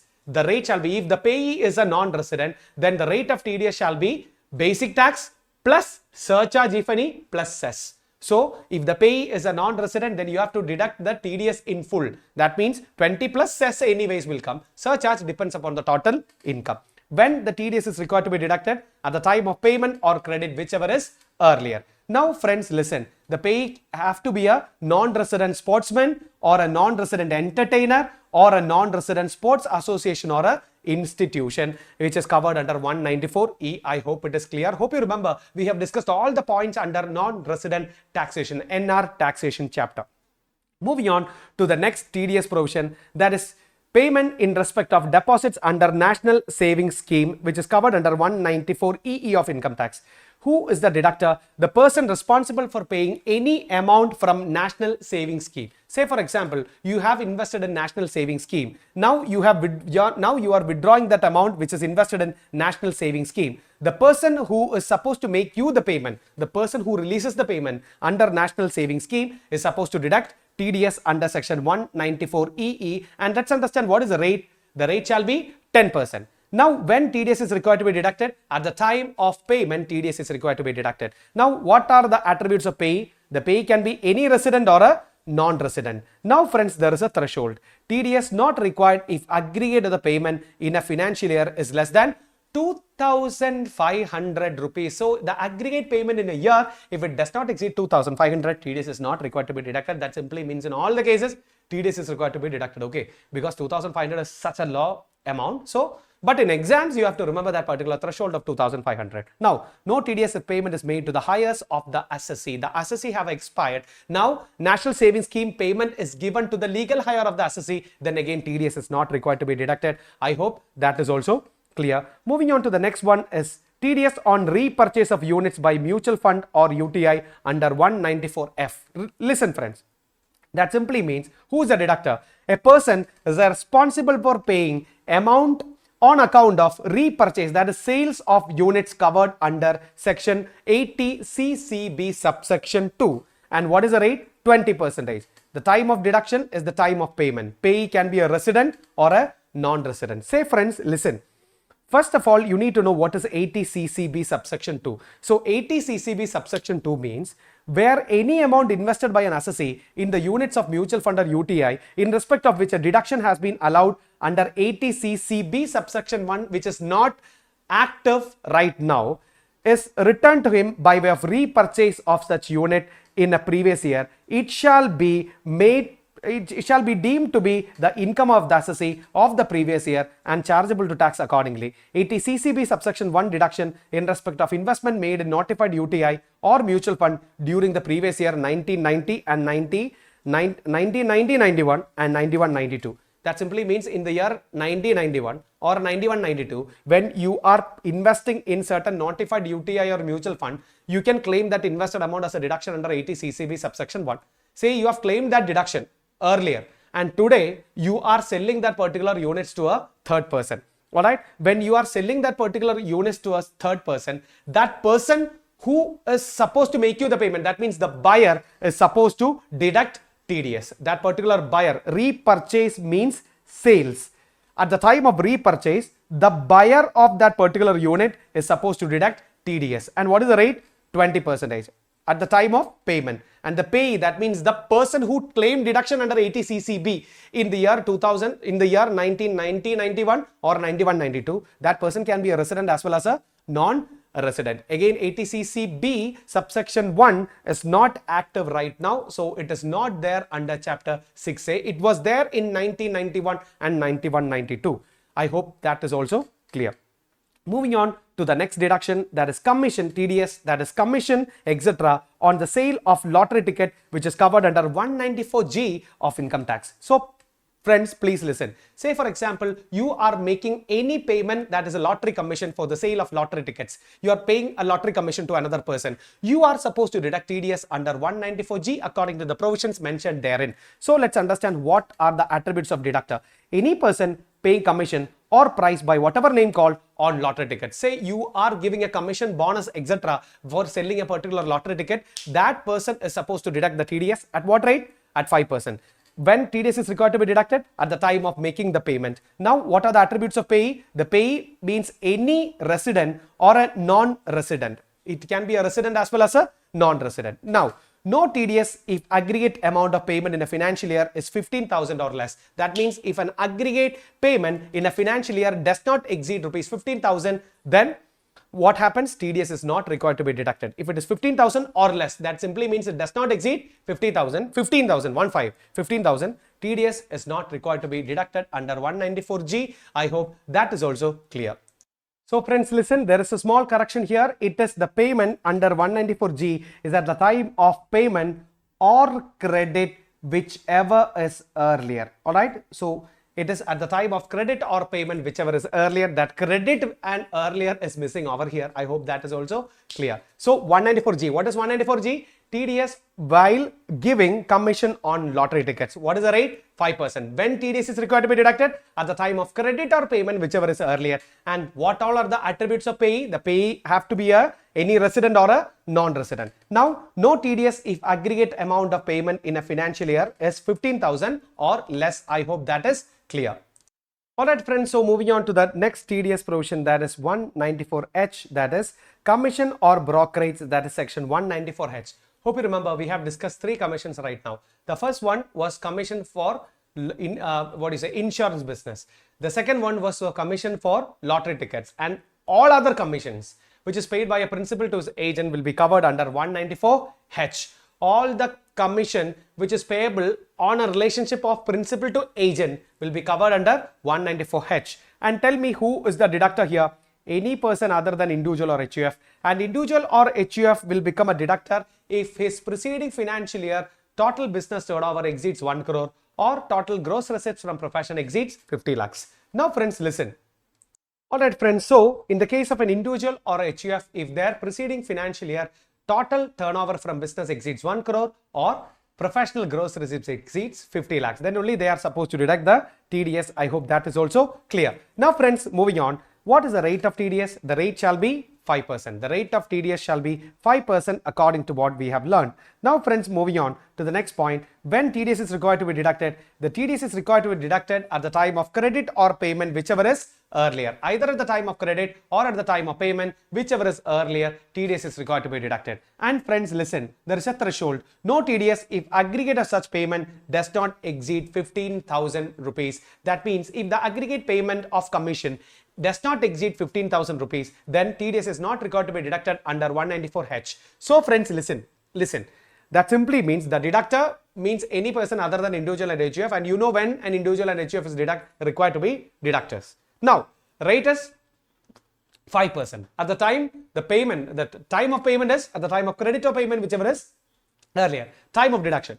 Now, finally, TDS is not required to be deducted if the aggregate payment in a year does not exceed 15,000 rupees. Now, friends, there are a few notes in relation to this particular point. So, let's understand each and every note in a detailed manner. Note number 1, no requirement to deduct tax on commission or brokerage payments by BSNL or MTNL to their public call office franchisees. If the BSNL or MTNL, Mahanagar Telecom Nagar Limited, if they are making a payment to their franchisee public call offices, for example, they have some call offices, public call offices as a franchisee, and they are attending the customer care calls. For them, if they are paying any commission, then again TDS is not required to be deducted under 194H. Then note number 2, in an advertising business, when a client makes any payment to the advertising agency, TDS under 194C is required to be deducted, and payment by the advertising agency to the television channel or newspaper company, TDS under 194C is not applicable, and it cannot be called as a commission also. That say for example, when the client approaches this advertising company definitely when they make a payment, 194C is applicable. And this advertising company, when they make a payment to, to the news channel or the newspaper, after collecting some commission, for that commission, 194H is not applicable. I hope that is clear. Note number 3, CBDT Clarif has clarified that no TDS is attracted on payment made by television channel or newspaper companies to the advertising agency for booking or procuring or canvassing advertisement, as the same is not treated as a commission for the purpose of 194H. That's what I've told you. So you have to consider both the notes together.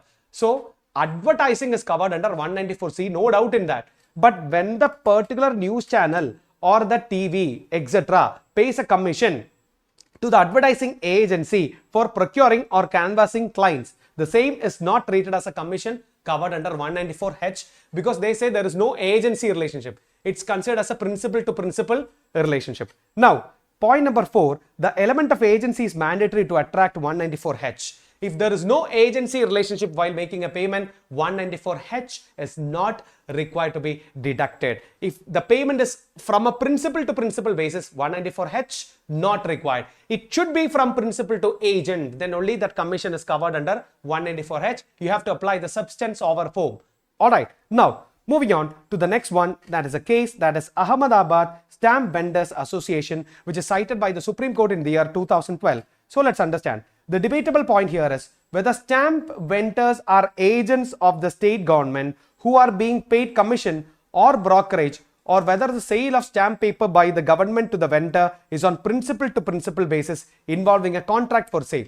The stamp vendors are required to purchase the stamp paper on payment of price less discount on principal to principal basis, and there is no contract of agency at the point of time. The court held that discount on purchase of stamp papers does not fall within the expression commission or brokerage to attract the provision of TDS under 194H. Say for example, I'll give you an example for a better understanding of this case law. Listen, say for example, the state government is giving stamp papers to stamp vendors, say for 1,000 rupees. Say for 1,000 rupees. The stamp paper, the value is 1,500.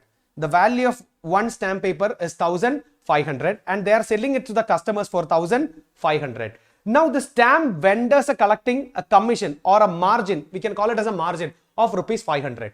On this margin, where the state government is required to deduct TDS under 194H, that was the question. So listen friends, that simply means the state government is giving the legal papers to the stamp vendors for a value which is lesser than the market value. That means for 1,000 rupees. The stamp paper is of worth 1,500. So indirectly, the state government is giving 500 rupees to the stamp vendors. Can you call it as a commission, or can you call it as a sales margin? That was the debate which is cited by the Supreme Court in the case of Ahmedabad Stamp Vendors Association in the year 2012. And Supreme Court said it is a proper sale margin. It is not required to be considered as what commission, because stamp vendors are not agents of state government. I hope that is clear. Moving on to the next case, that is Intervert India Private Limited, which is cited by the Bombay High Court in the year 2014. The debatable point is whether incentives paid to stockists or distributors for achieving sales target will be treated as a commission, and 194H is required. The High Court observed that the relationship between the assessee and the distributor or stockist was that of a principal to principal basis, and the same does not attract TDS under 194H. That simply means, say I'm a manufacturer and to all my distributors have given an offer. If you distribute this much of my product in this year or this month, I'll give you a small amount as an incentive. That incentive, can you call it as a commission? The answer is no, because your stockist or distributor is not your agent, and hence it is not covered under 194H. I hope that point is also clear for you. Now moving on to the next one is Bharati Cellular Limited, which is cited by the Calcutta High Court in the year 2013. So listen friends. In that case, let's understand the debatable point first. The debatable point here is, can discount given to supply of SIM card and prepaid card by the telecom company to its franchisees can be treated as a commission to attract TDS provision under 194H. The High Court observed that even after transfer of SIM card to the franchisee, ownership is with the ownership is with the telecom company itself, and hence the relationship between the assessee and the franchisee is essentially that of a principal and agent, and held that there is an indirect payment of commission in the form of discount by the assessee telecom company to the franchisee, which should be subjected to TDS under 194H. What do you mean by this? Say for example, again I'll give you an example. Say for example, this Airtel company is giving a SIM worth 1,000 rupees, a SIM worth 1,000 rupees for 800. This is the value, and this has been given for 800 rupees to the, say for example, a shop. This shop will sell it to the customer.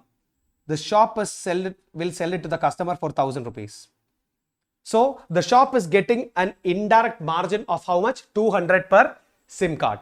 Now the point is whether the 200, that means the shop need to pay only 800 to the Airtel, and they can collect 1,000 rupees from the customer. So the point is that 200, can you call it as what? Can you call it as commission, where TDS is deductible under 194H? That was the question. Again, what Calcutta High Court said, even when the shop seller sell it to the ultimate customer, it is the Airtel company which give authorization or which give registration or validation to that particular SIM.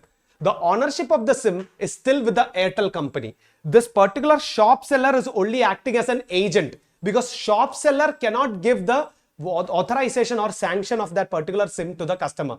The shop seller have to collect all the documents from the customer, and he need to submit everything to the original Airtel company, and only original Airtel company validates that particular SIM even after they sell it to the shop seller. So what the Calcutta High Court said, here the shop seller is only facilitating that particular sale of SIM card, and he is acting as an agent of that particular original cellular company, and all the margin that he collected, that means the 200 rupees margin that he collected, have to be treated as a commission, and 194H is definitely required to be applicable here, and TDS is required to be deducted on the 200 rupees margin which is taken by the shop seller. I hope that is also clear.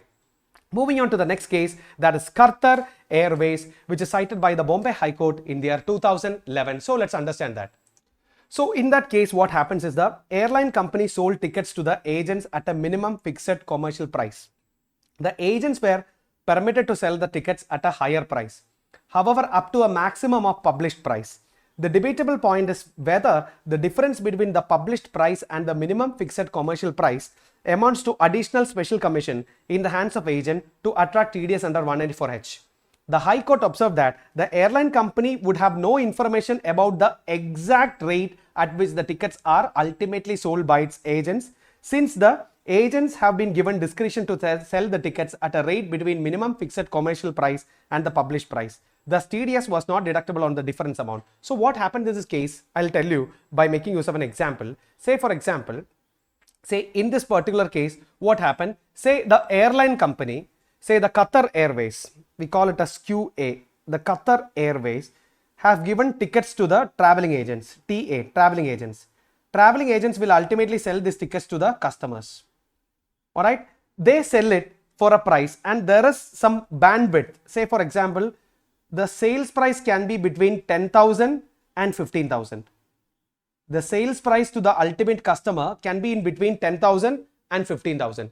It should not be less than 10,000 or it should not be more than 15,000. This was the intimation given by the Qatar Airlines to the traveling agent. So traveling agent can decide the price, whether it is 10,000 or whether it is 15,000 or whether it should be in between that also.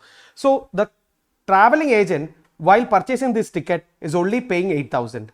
The traveling agent is while purchasing this ticket is only paying what? 8,000. So indirectly they are getting a commission of 2,000. Indirectly there is a fixed commission of 2,000 in every sale. There is a fixed commission of 2,000 in every sale. On this fixed commission, TDS is deducted under 194H. No doubt, TDS is required to be deducted on the 194H. But the problem is, when the traveling agent sell it to the customer for 15,000, they are getting an additional commission of 5,000. They are getting an additional commission of 5,000. On that additional commission, whether TDS is required to be deducted, the answer is, according to the Bombay High Court judgment, what Bombay High Court say, that the particular aircraft company or the airline company has no clue what is the price that the traveling agent ultimately offer it to the customer, because they know that it should be between 10,000 and 50,000. The exact sales price is at the discretion of traveling agent. So on that extra amount of 5,000, TDS under section 194H is not required to be deducted based on the practical difficulty. It is not according to the law. According to the law, no doubt it is commission. But what the Bombay High Court said, it is practically difficult for the Qatar Airways to identify what exactly is the sales price of that particular sales price offered by the traveling agent to the ultimate customer. And hence, since due to that practical difficulty, you forget about that special commission, that additional commission. Only on the fixed commission you are supposed to deduct the TDS, not on the additional commission. That's what the Bombay High Court cited in the case of Qatar Airways in the year 2011. I hope that is also clear for you. Moving on to the next case, that is Director Prasar Bharati, which is cited by the Supreme Court in the year 2018. So let's understand what exactly is the case law.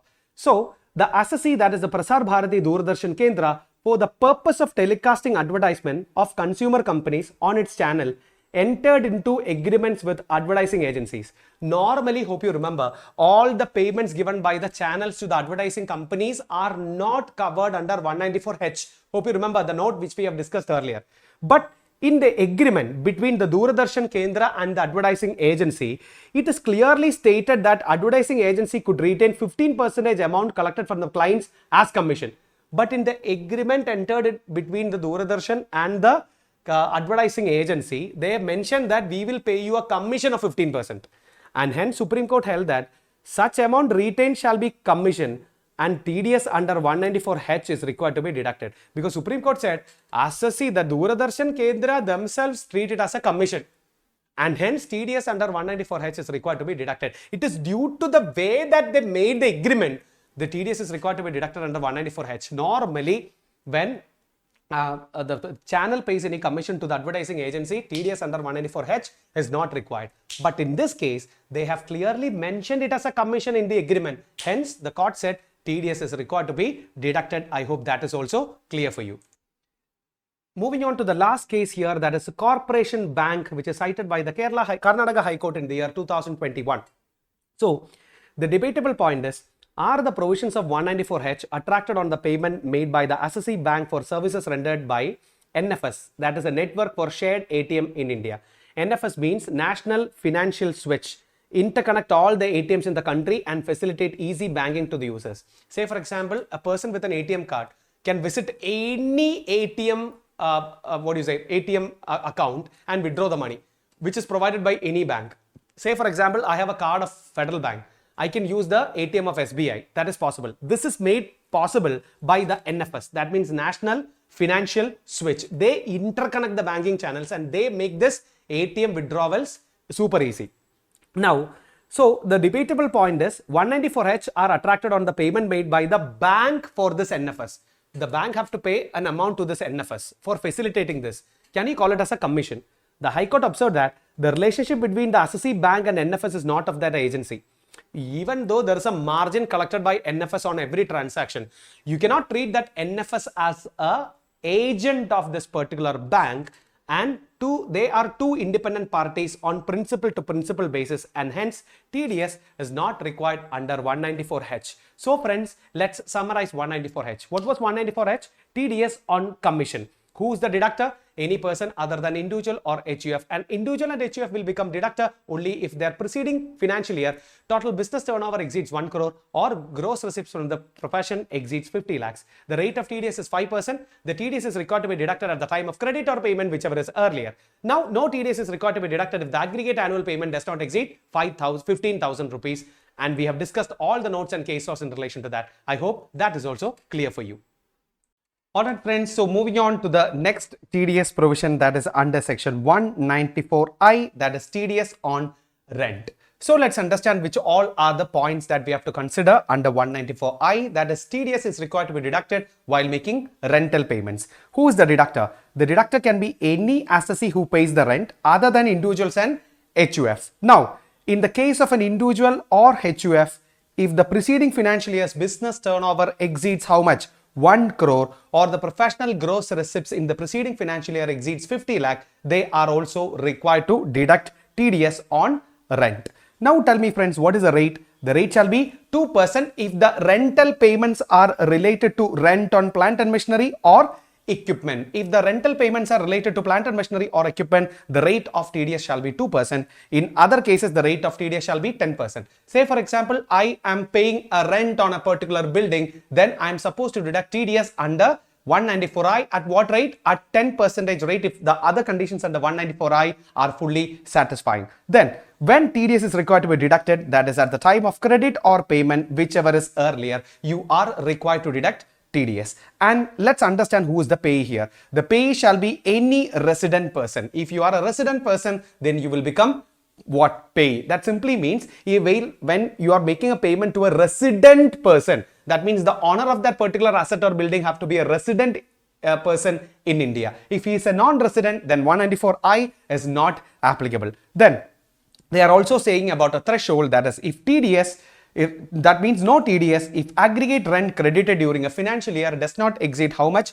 2,40,000 rupees. That simply means if the aggregate annual rent is less than or equal to 2,40,000 rupees, again TDS is not required to be deducted. So these are the things in relation to 194I. Now let's understand certain notes in relation to 194I. Listen, note number 1. No deduction shall be made under this section from rent credited or paid to business trust being an REIT in respect of any real estate asset owned directly by it. That simply means if you are a real estate investment trust, that means REIT, real estate investment trust, that is called as a business trust, then you are receiving rental payments from directly owned real estate assets. Then hope you remember, we have discussed this in the assessment of real estate or assessment of business trust. What they are saying is, if that particular REIT is in receipt of any rental income, they can enjoy a pass-through status. That rental income is not taxable in the hands of REIT, and ultimately this rental income will be taxed in the hands of the unit holders when they distribute that particular income to the unit holders. Hope you remember, we have discussed this point in the assessment of business trust. Now, so the point is, say I am paying a rent to REIT. That rent is not taxable in the hands of REIT. Alright, and hence I am not supposed to deduct what? TDS. If the payee is REIT and they are receiving any rent from real estate assets owned by them, then TDS is not required to be deducted under 194I. I hope that point is also clear for you. Moving on with the next point, what they are saying is payment made by customers on account of cooling charges to the cold storage owners is not actually renting of cold storages.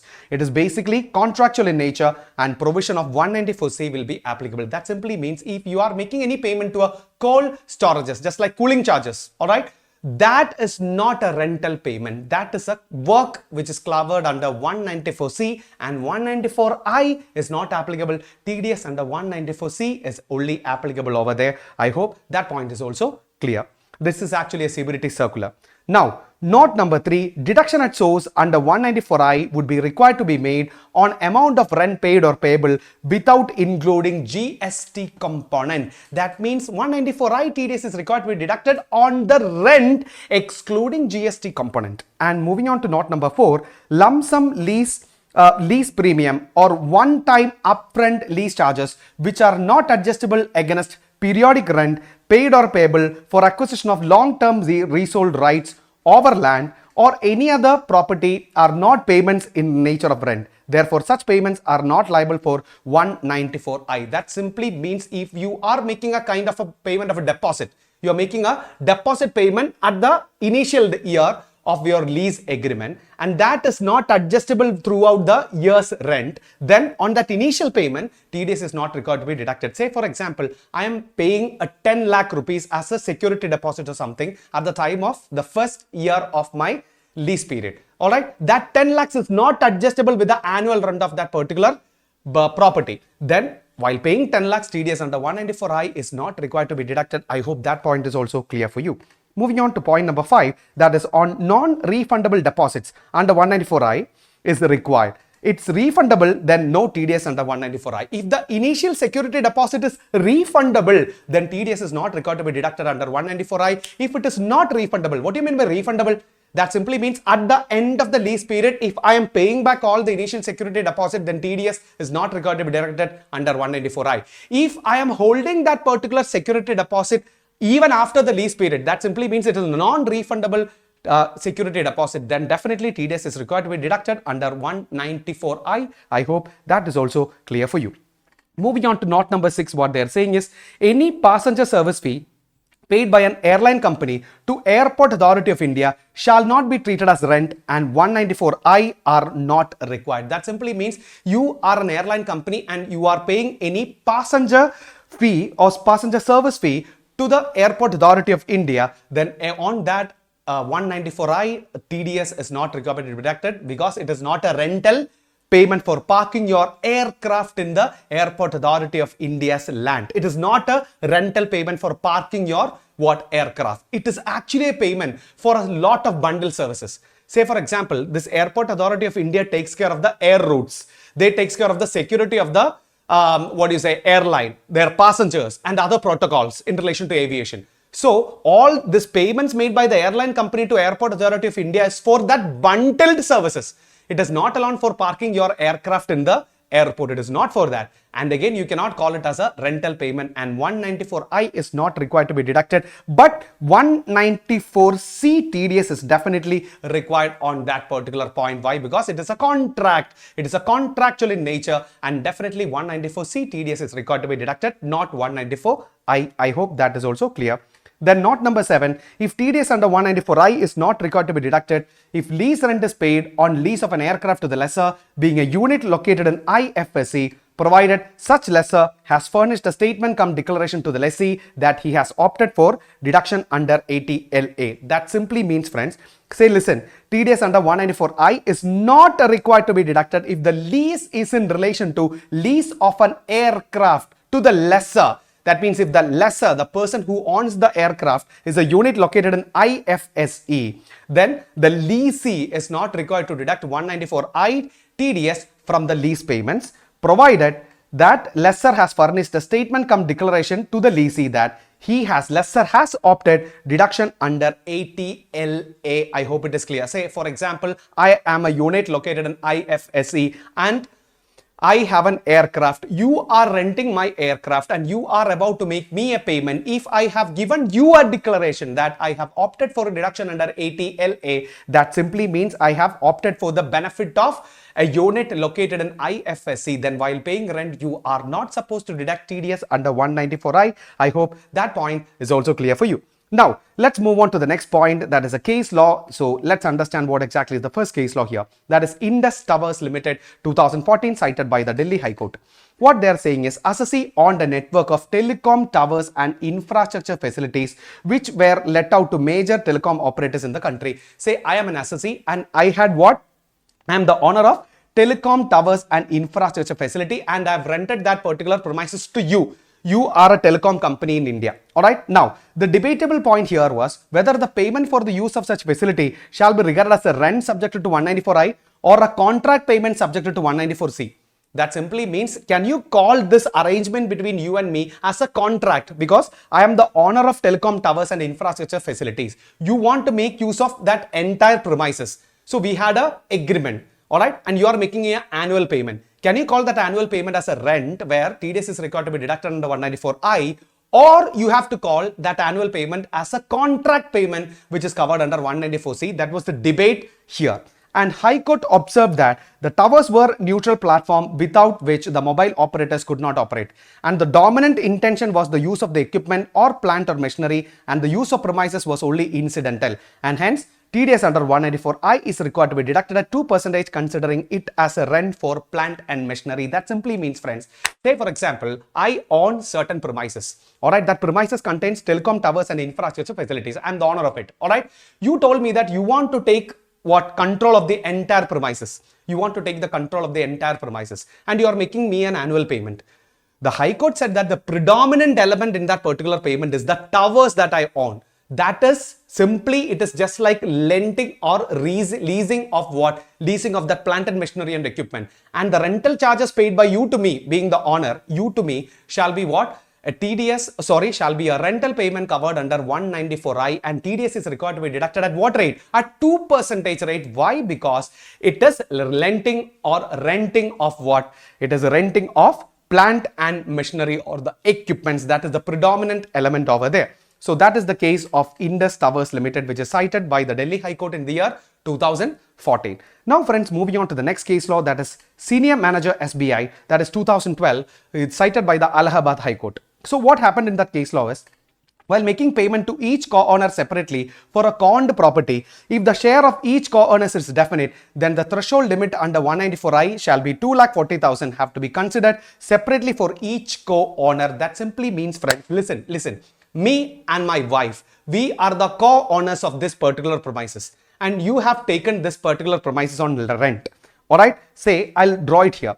So you, me and my wife, say this is me and this is my wife, we are the co-owners of a particular property, and you have taken this property on rent, and you are paying rental charges separately to me, and that is 2 lakh in a year, and to my wife it is another 2 lakh in a year.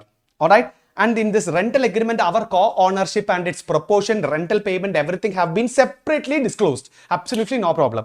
Then under 194, I told you that if the annual payment is 2,40,000 or less, then TDS is not required to be deducted. So the question here, will we get the threshold separately? That means separate threshold for each co-owners, or you have to consider everything together.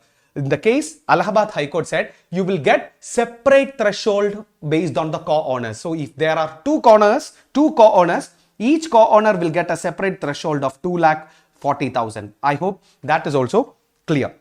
So that is cited by the Allahabad High Court in the case of SBI Manager 2012. Now moving on to the next case law, friends, that is Sri Mahalakshmi Transport Corporation, which is cited by the Gujarat High Court in the year 2011. So let's understand what exactly is that particular case law. So please listen. What they are saying is, assessee was engaged in the business of transportation of building material and other goods. So I am a transporter of building material and other goods. Now, for the transportation of such goods, assessee hired dumpers. So I hired dumpers and made a payment after deducting 194C. So I hired dumpers. Dumpers means tippers. For transportation of building materials and other goods, I hired tippers. And I make the payment after deducting TDS under 194C by calling it as a contract. Alright. Now, assessing officer contended that TDS should be deducted under 194I, stating that it was a rent for hiring dumpers. So, assessing officer told that you have rented that particular dumpers. So, while making that payment, it cannot be called as a contractual payment. It have to be treated as a rent of that particular dumpers. That was the contention of assessing officer. Now, the High Court observed that assessee had given contracts to the parties for the transportation of goods and not taken the machinery and plant and machinery and equipment on rent, and hence TDS should not be deducted under 194C. That simply means, friends, listen. TDS should be deducted under 194C. I'm sorry. That simply means, friends, listen. Say for example, I am the owner of a dumper. And you are the assessee who wants to transport certain goods and other things. Alright, you told me that to transport this goods and all to a particular premises, and I am doing that particular job.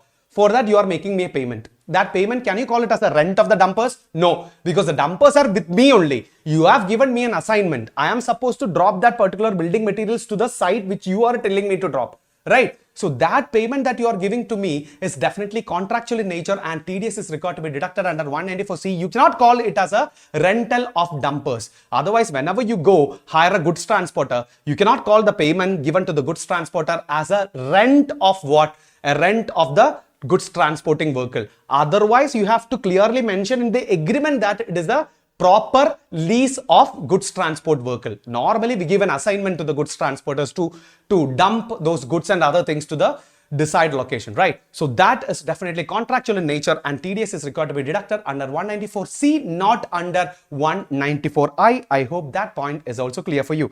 Now, it's a similar case law again, Indian Oil Corporation, which is cited in the year 2019 by the Uttarakhand High Court. And what happened in this case is, listen, the assessee engaged in petroleum business required tank trucks for road transportation of bulk petroleum products. So assessee engaged in petroleum business and he required what? He required tank trucks for road transportation of bulk petroleum products. And now it entered into an agreement with another company for a transportation and deducted TDS under 194C. Again, AO come to the conclusion that the assessee was liable to deduct under 194I by calling it as a rent paid for hiring plant and machinery. Then the High Court held that the contract is for transportation of goods and therefore is a contract of work within the meaning of 194C and 194I is not applicable. So these two case laws are actually similar. AO wants to call it as a rental of the goods transporting vehicle, but ultimately the High Court said that it is not rental of goods transporting vehicle, it's a proper proper contractual payment and TDS is required to be deducted under 194C in both the cases, not under 194I. It is not 194I. I hope that is also clear for you. Okay friends, so moving on to the next TDS section, that is 194IA, that is TDS on payment on transfer of certain immovable property other than agricultural land. So 194IA is TDS on making payment in relation to transfer of immovable property other than agricultural land. So friends, who is the deductor here? The person who is supposed to make the payment is the deductor, right? So when you are buying an immovable property, buyer is supposed to make the payment and hence he is the deductor. That means the buyer of the immovable property is supposed to deduct TDS under 194IA. So friends, listen, what is the rate? The rate shall be 1% on the consideration or stamp duty value of that particular immovable property, whichever is higher. What do you mean by consideration or stamp duty value, whichever is higher? So listen friends, say for example, when I'm buying a particular property, say the actual consideration that I'm paying is say 10 lakhs.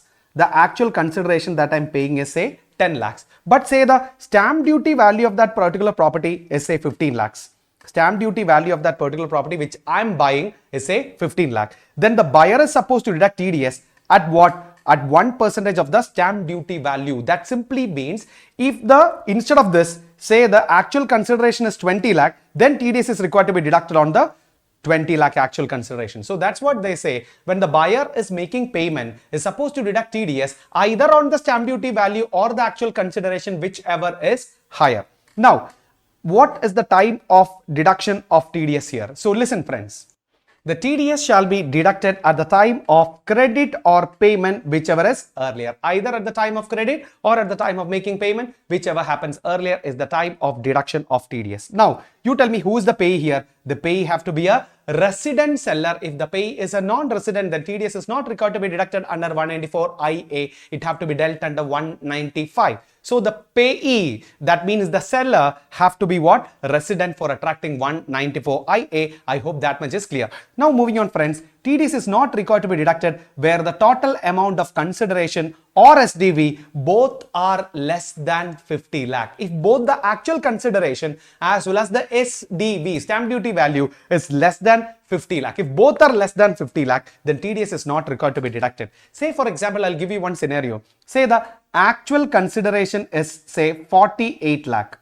The actual consideration is 48 lakh and the stamp duty value is 52 lakh. You tell me TDS is required to be deducted? The answer is yes. You have to deduct TDS. The buyer have to deduct TDS at 1% on the stamp duty value. Both the stamp duty value as well as the actual consideration, if both are less than 50 lakh, then TDS is not required to be deducted under 194IA. I hope that point is also clear. So in relation to this, there are a few notes. Note number one, that is TDS for compulsory acquisition of immobile property is under section 194 LA. That simply means if there is a compulsory acquisition of immobile property, then TDS have to be dealt under 194 LA, not under 194 IA. Now, moving on, note number 2. The provisions of 203A containing the requirement of obtaining TAN, that is the tax deduction account number, shall not apply to a person required to deduct TDS under 194 IA. That means normally the deductors have to obtain TAN, alright, for filing TDS return and all. But here under 194 IA, the deductor is not required to obtain any TAN. He can make the payment and file the other particulars while making use of his PAN number itself. And moving on to note number 3, the consideration for transfer of immobile property includes all the charges in the nature of club membership fee, car parking fee, electricity or water facility fee, maintenance fee, advance fee, or any other charges of similar nature which are incidental to the transfer of immobile property. Say for example, friends, listen, say the consideration, the actual consideration what the builder say is say 48 lakh. And the stamp duty value is also 48 lakh. The actual consideration they say is only 48 lakh. And they say parking. They say parking 4 lakh. Then they say water and other facility fee 2 lakh. So you tell me, when you compute the threshold of 50 lakhs, do we have to consider everything? The answer is yes. You have to consider all the building, all the property value, plus the parking, car parking fee, plus the water facility and other similar payments, whatever. If the total exceeds 50 lakh, then TDS is definitely required to be deducted under 194 IA. I hope that point is clear for you.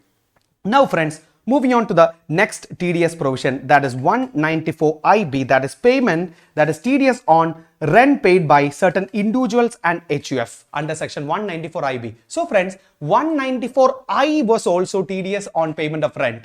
Under 194 I, individuals and HUFs are not required to deduct TDS if their preceding financial year's total turnover from business does not exceed 1 crore, or in the preceding financial year's gross receipts from their profession does not exceed 50 lakhs. They are not required to deduct TDS. Who? The individuals and HUF. Those individuals and HUF who are excluded from 194I are covered under 194IB on satisfaction of certain conditions. So let's understand who all are the deductors here. So the deductor shall be the individual or HUF if not covered under 194I. If you are an individual or HUF who are not covered under 194I as a deductor, you welcome to 194IB. So that's what the department say.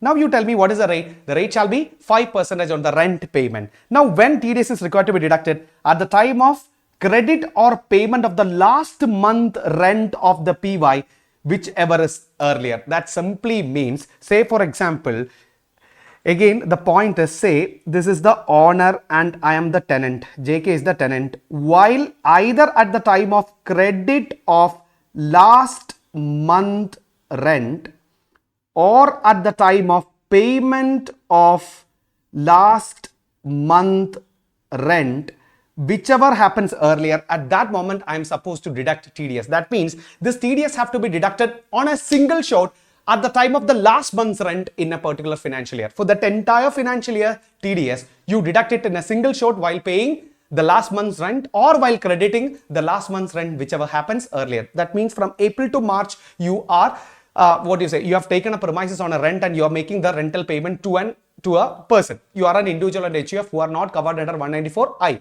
Now, if you are not covered under 194I, you have a possibility to get covered under 194IB. And 194IB say, for the entire year, when you make a rental payment for the last month, at the time of credit of last month's rent or at the time of payment of last month's rent, you are supposed to deduct the TDS, whichever happens earlier. Now, TDS is not required to be deducted if the monthly rent does not exceed 50,000. If the monthly rent exceeds 50,000, then only TDS is required to be deducted under 194IB, otherwise not. Now, there are a few notes in relation to this particular point, friends. That simply means, in case of a property which is vacated during the year, the deduction shall be made at the time of credit or payment of the month in which the property is vacated, whichever is earlier. That simply means, listen friends, say for example, my tenant vacated that particular property on December. So my tenant acquired that particular property. I am the owner of a particular property and my tenant vacated the property on December 2022. He vacated my property on December 2022. So the last month in the year is March. But if the tenant is vacating in between, then TDS have to be deducted at the time of crediting this December month's rent or the time of paying this December month's rent, whichever happens earlier. So if the tenant is vacating in between, then TDS have to be deducted at the time of credit or payment of that particular month in which the tenant vacates. So listen friends, if the TDS is required to be deducted at the time of crediting or paying that particular month's rent if the tenant is vacating on a particular month. I hope that is also clear for you. Now friends, moving on to the next point, what they are saying is, alright, so let's move on to the next note, that is note number 2, that is section 206AA requires providing for permanent account number of the deductee to the deductor. That means 206AA, there is a section, and what the section says, every payee is supposed to transfer or supposed to give their PAN number to the deductor at the time of deducting TDS. If the payee fails to give that, then the tax would be deducted at 20%. Then the rate of tax will become automatically at 20%. We will cover 206AA at the end of this particular chapter. Now, however, such deduction shall not exceed the amount of rent payable for last month of a PY or last month of the tenancy, as the case may be. That simply means, friends, say for example, listen, I'll give you a detailed example for a better understanding of this point. Say for example, I am the owner of a particular property. And there is a tenant. Alright, this tenant have taken this particular property on rent and he is paying me a annual or a monthly rent of 1 lakh. Alright, so this tenant is an individual who does not have any business.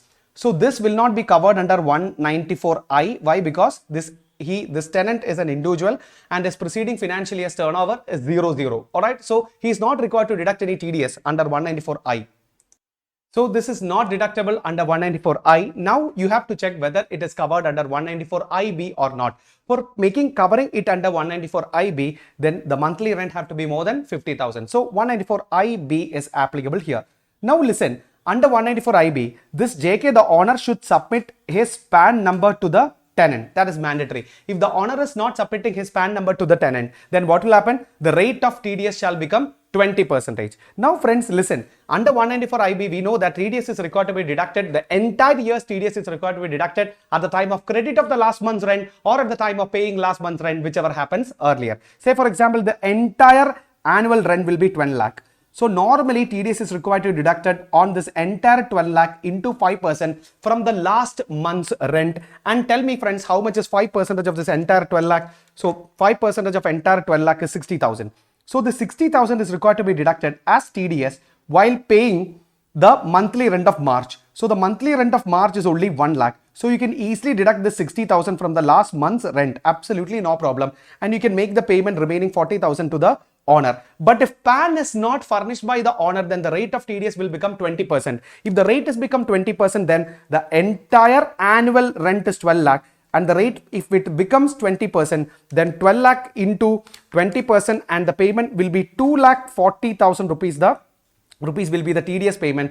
And now the question is, while you paying the March month's rent, can you deduct 2,40,000 rupees from that particular March month's rent? The answer is no.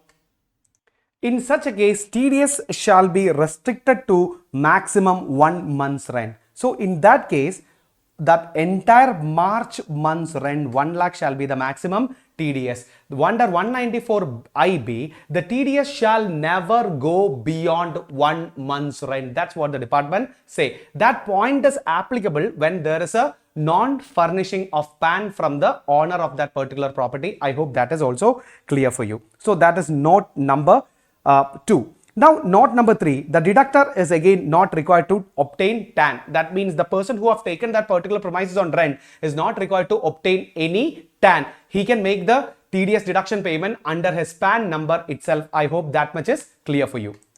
So friends, moving on to the next point, what they are saying is payment, that is TDS on payment under specified agreement under section 194 IC. That is for payment while making payment. The deductor shall be the person who makes payment under a joint development agreement, which is covered under section 45(5)(a) of capital gains. What is joint development agreement? The landowner and the builder will enter into a joint development agreement, and the builder will give some of the property from the part of the building as a what is a consideration for the joint development in the landowner's space. That is normally called as joint development agreement, which is covered under 45(5)(a) of income tax. So let's come back to the TDS. What they are saying is, who's the deductor? Any person paying consideration under a joint development agreement. That means normally the builder. Say for example, I'll give you another example. You are the landowner, I am the builder. Alright. So to construct a flat, normally I am supposed to purchase that particular land from you.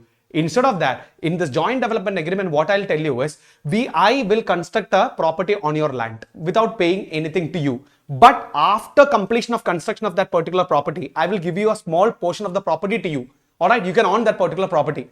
So it is a win-win for you as well as for me. How it become win for you? That means for you, if you directly sell that particular land, you will not get that much amount when it's compared to selling of that particular property. For the building owner, how it has been? That means the building owner don't have to incur an initial land purchase cost. Rather than he can also involve the landowner also as a part of the particular project. So this is called as joint development agreement. And who is the person who's required to deduct TDS? It is the builder.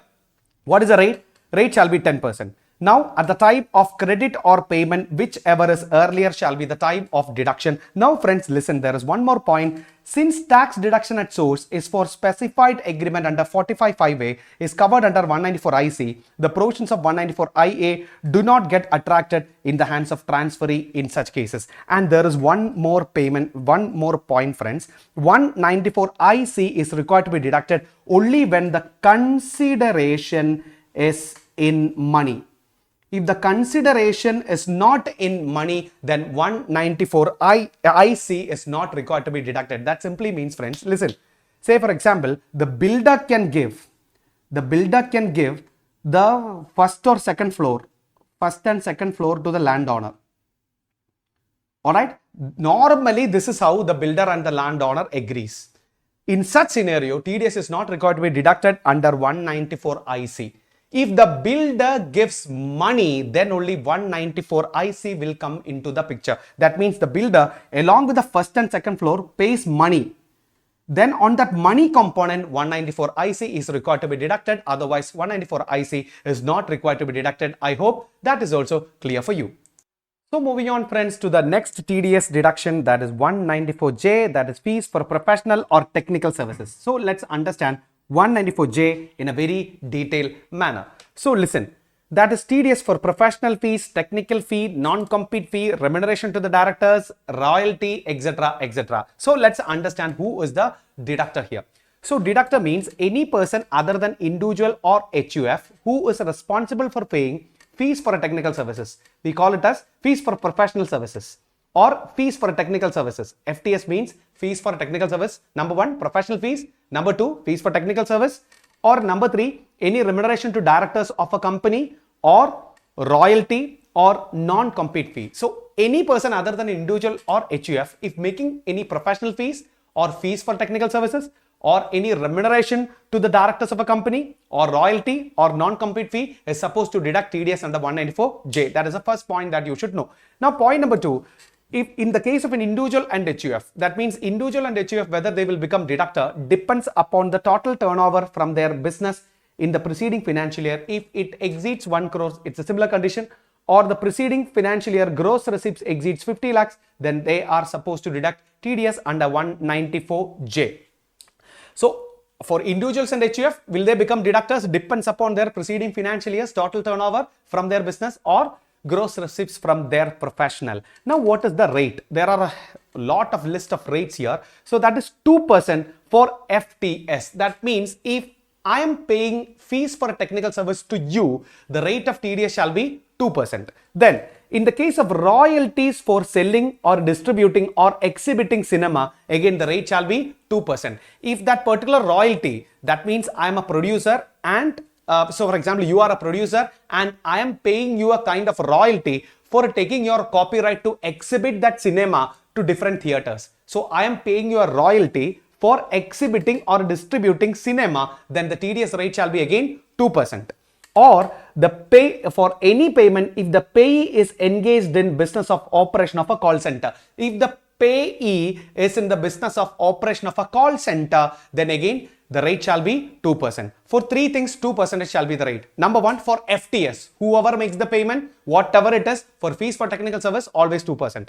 Number two, for royalty in relation to distribution or exhibition of cinema, the rate shall be 2%. Or if the payee is what? A payee is engaged in the business of operation of call center, again the rate of tax is what? 2%. In all other case, the rate of tax is at 10%. For all other professional fee and other fee, the rate of TDS under 194J shall be 10%. Now, TDS is required to be deducted at the time of credit or payment, whichever is earlier. Now friends, there are certain other points. The payee should be any resident person. If the payee is resident, then only 194J will come into the picture. Otherwise, 194J will not be applicable. If the payee is a non-resident, then it will not be covered under 194J. Then it will be covered under 195 of income tax. Now friends, listen. No TDS if aggregated the amount in a financial year does not exceed professional services 30,000, FTS 30,000, royalty 30,000, then in case of non-compete fee again 30,000. If the aggregate payment in a year for professional service is less than or equal to 30, no TDS. For FTS less than or equal to 30, no TDS. For royalty less than or equal to 30, no TDS. For non-compete fee less than or equal to 30, no TDS. That is aggregate in a year. If the threshold is less than or equal to 30,000 for these separate payments, TDS is not required to be deducted. But there is one point missing from here. That means for remuneration to directors of a company, there is no threshold. That means even you are paying 10,000 rupees as remuneration to the directors. Say I'm a company and I'm paying remuneration to the directors. On that remuneration, irrespective of the payment, TDS is definitely required to be deducted at what rate? At 10% rate. There is no threshold for the remuneration paid to the directors by a company. I hope that point is clear. For FTS, royalty, then professional fees and non-compete fee, there is a threshold and that is 30,000. I hope you guys are with me. Now friends, listen. Such threshold is not applicable for a remuneration paid to directors that I've already told you. Now, if no TDS if professional service is paid to an individual or HUF for personal services. That simply means no TDS if professional service is paid to an individual or HUF for personal services. Listen friends. Say friends, listen. It is not paid to, it is paid by an individual. Okay, it is paid by an individual. That simply means, say for example, I am an individual who runs a business. My preceding financial year's total turnover is more than 1 crore. Then normally I am a deductor under 194J. Say for example, I've called a doctor. I've called a doctor for my company employees. I called a doctor for my company employees and I'm paying him rupees 1 lakh to the doctor. Do I have to deduct TDS under 194J? The answer is yes. If I am an individual, my preceding financial year's total turnover exceeds how much? Exceeds 1 crore. Then I'm making a payment, a professional fees for in relation to my business, then definitely TDS is required to be deducted under 194J. But friends, one point is there. Say for example, in the same case, if I'm making this payment to the doctor for my family treatment, say for example, I've called this doctor for treating my wife or treating my sister. Such scenario, TDS is not required to be deducted. I hope that point is clear. So friends, listen, if an individual or HUF, even if they are covered under 194J, but if they have procured a professional fees for their personal purpose, the TDS under 194J is not applicable. I hope that point is clear for you. So no TDS if for professional fees is paid by an individual or HUF for their personal purpose. Now there are certain notes in relation to this particular point. So note number 1, what they say is the third party administrator who processes the claim and makes payment to the hospitals on behalf of insurance companies are liable to deduct TDS under 194J on all payments to the hospitals. So for example, if you are a third party administrator who processes the insurance claims to the hospitals on behalf of the insurance companies, they are supposed to deduct TDS under 194J on all such payments to the hospitals. When the third party administrator who releases the money on behalf of the insurance company to the hospitals are required to deduct TDS under 194J at what rate? Under 10% rate of tax. Now, note number 2, that is provisions under 194J and 195 in the case of non-resident payee would be attracted in the case of consideration for use or right use computer software. So when you're making a payment in relation to use of computer software, it is called as royalty. So while making that particular payment, TDS is definitely required to be deducted under 194J if the payee is non-resident under 195, and since the same falls within the definition of royalty. However, no TDS in respect of subsequent transfer if such transfer is made without any modification, and 194J or 195 has been deducted already on payment of any previous transfer or such software, and the transferee obtains a declaration from the transferor that the tax has been so deducted along with the PAN of the transferor. So friends, listen. So let's see an example. Let's understand this particular paragraph by way of an example, friends. So please listen. Say for example, there is a particular company which develops software. So there is a software company, all right?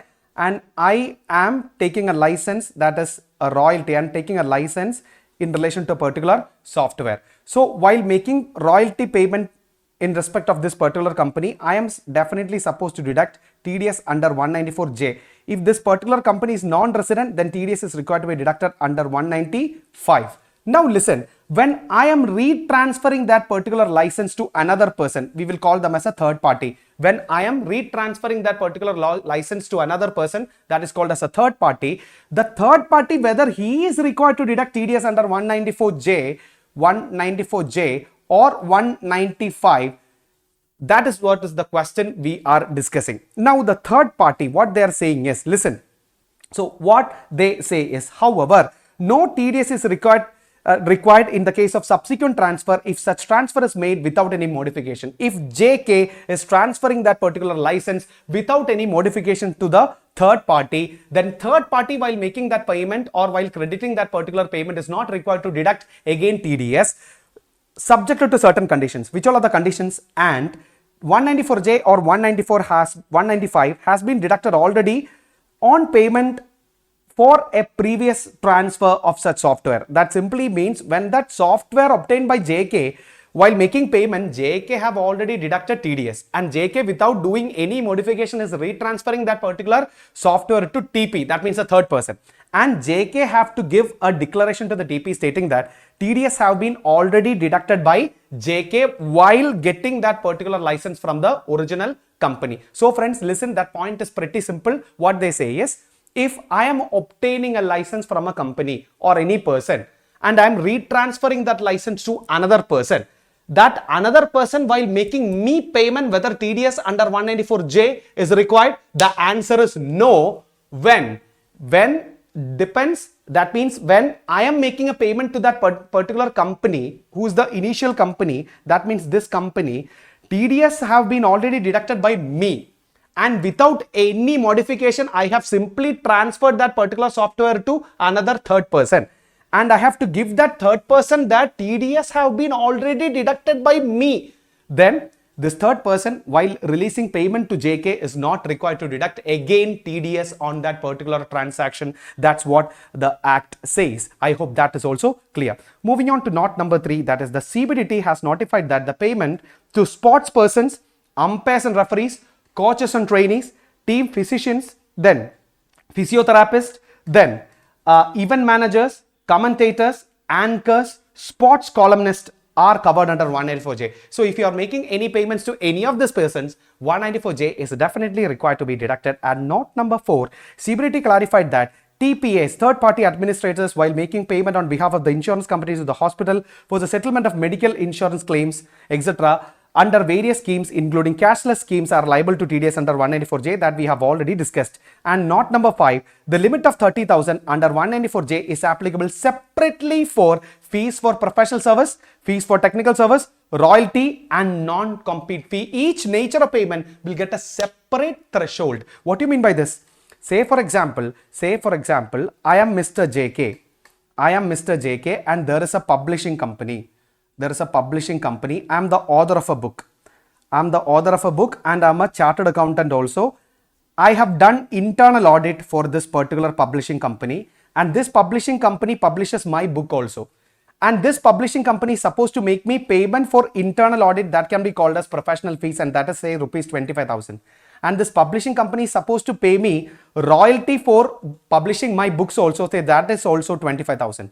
So in a year, in total, this publishing company is paying me rupees 50,000. But you tell me whether this publishing company is required to deduct TDS under 194J. The answer is no, because the first 25,000 is for the internal audit, that is professional fees, and the second 25,000 is for the royalty. And each nature of payment will get a separate threshold of 30,000. That's what the Act says. I hope that point is also clear for you. Now moving on to the case laws, that is the first case law, or the case law here is Kotak Securities Limited, which is cited by the Supreme Court in the year 2016. So let's understand what is that particular case. Listen, the service charges paid by a member of BSE to BSE by way of transaction charges in respect of fully automated online trading facility and other facilities. So AO contended that it was FTS where the TDS is required to be deducted under 194J. So that simply means, say for example, you are a broker which is listed in Bombay Stock Exchange. So you have to make a payment to the Bombay Stock Exchanges for the facilities offered by that particular recognized stock exchange. Now you have made a payment. Being a broker in BSE, you have made a payment to the BSE, and assessing officer told that it is a FTS, fees for technical services, and the broker is supposed to deduct TDS under 194J. Now debatable point is debatable point here is whether transaction charges paid by the member of recognized stock exchanges for availing fully automated online trading facility, being a facility provided by the stock exchange to all its members, constitute FTS to attract 194J. Whether you can call that particular payment as FTS, that means all the brokers in that particular BSE is supposed to make that particular payment to the BSE. All brokers are supposed to make that particular payment. Alright, whether you can call that as FTS, that is the question. Now Supreme Court observed that the services provided by BSE are available to all the members in respect of every transaction that is entered thereinto. There is nothing special, exclusive or customized in the services that is rendered by BSE, and a member who wants to conduct his daily business in BSE has to avail such services.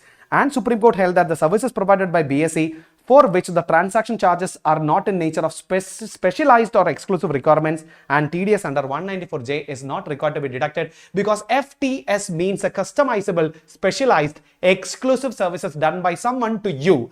This is the generic payment. All the members in BSE have to make this payment. You cannot call it as fees for technical services. And hence 194J, TDS is not required to be deducted by the brokers while making a payment to the BSE. This is cited by the Supreme Court in the case of Kotak Securities Limited in the year 2016. I hope that case is clear for you. So by that we can say 194J is over. Now let's move on to 194K, the next TDS section, that is TDS in respect of units under 194K. So let's understand what exactly is this. So when a particular you are receiving an income from mutual fund or units of UTI, that mutual fund or units of UTI will deduct TDS in accordance with 194K. That is, it is TDS in respect of income from units of mutual fund or UTI. So you tell me who is the deductor. It is the UTI or mutual fund is the deductor. And what is the rate of TDS? 10%. It is deducted at the time of payment or credit, whichever is earlier. The payee have to be a resident person who have invested in the mutual fund or UTI. Now TDS is not required if the aggregate payment in a year does not exceed 5,000 rupees. In the aggregate payment in a year does not exceed 5,000 rupees, TDS is not required to be deducted under 194K. I hope that is a simple section. That is also clear for you. Moving on to the next section, friends, that is 194LA, that is TDS in respect of payment for compensation on compulsory acquisition of an immovable property. That simply means when you are getting a compensation on compulsory acquisition of your immovable property, TDS is required to be deducted under 194LA. Now friends, let's understand who is the deductor. Pretty simple. The person who pays the compensation is the deductor. Normally it is the government, but it is not always government, because at certain times certain compulsory acquisition settlement is given to third parties also. So certain third parties will take over all the settlements in relation to compulsory acquisition. In that case, the person who makes compensation or enhanced compensation on a compulsory acquisition is required to deduct TDS. So any person who pays compensation or enhanced compensation under a compulsory acquisition shall be the deductor. And what is the rate of tax? The rate shall be 10%. When TDS is required to be deducted, it is at the time of payment. That is what TDS is required to be deducted. It is not at the time of credit or payment. It is at the time of payment TDS is required to be deducted. Now the payee have to be a resident person. Now there is a threshold also. No TDS if the aggregate payment in a financial year does not exceed 2,50,000. In a year, if the aggregate payment does not exceed 2,50,000, TDS is not required to be deducted. Then no TDS if immovable property is an agricultural land, whether urban or rural. That is, rural is not a capital asset and urban agricultural land compulsory acquisition is exempted under 1037. If that particular compulsory acquisition is in relation to an agricultural land, whether it is rural or urban, TDS under 194 LA is not required to be deducted. Why? Because rural agricultural land, first of all, is not a capital asset. Hence, the transferor does not have any tax implication. Hence, while paying that particular compensation to the transferor, TDS is not required to be deducted. Then point number 2, if it is on account of an urban agriculture land, then you will get exemption under 1037, provided that transferor has used that particular agriculture land for past 2 years. Then in that case also, it is not taxable in the hands of the transferor. Again, TDS is not required to be deducted under 194 LA. Hope you remember these are the points covered under capital gains. I hope it is clear. Alright friends, so let's continue with the next TDS provision, that is payment made for contract work or fees for technical services or brokerages if they are not covered under 194J or 194C or 194H. So friends, listen friends. So when you are making a payment in relation to contract, there is a section called 194C. If you are making any payment to your agent on a principal agency relationship, then TDS is required to be deducted under 194H.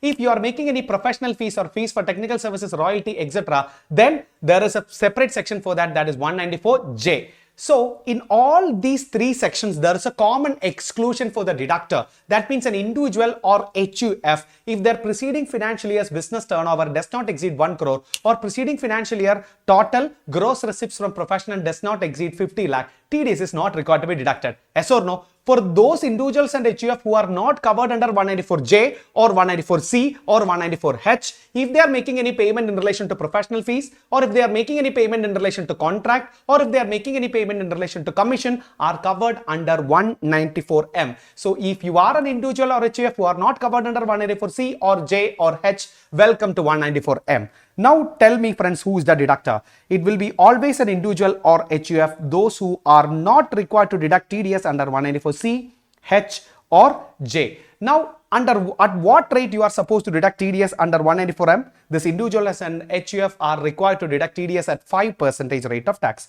When TDS is required to be deducted? At the time of credit or payment, whichever is earlier. Now friends, here the payee have to be a resident person, then only TDS is required to be deducted under 194M.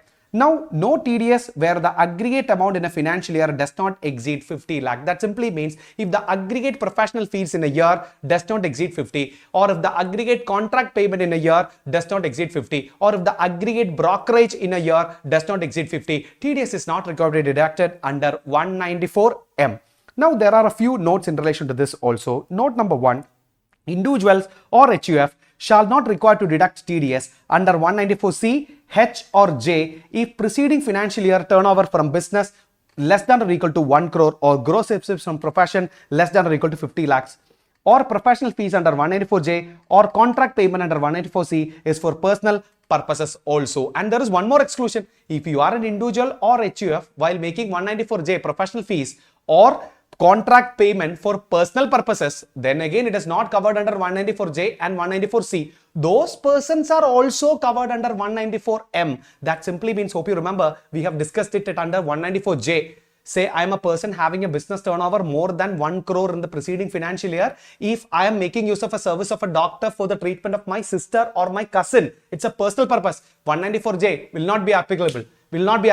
Then you are welcome under 194M. I hope it is clear. In such cases, if payments are not covered under J, C or H, then the aggregate payment in the financial year exceeds 50 lakh, then 194M is applicable. I hope that point is also clear for you.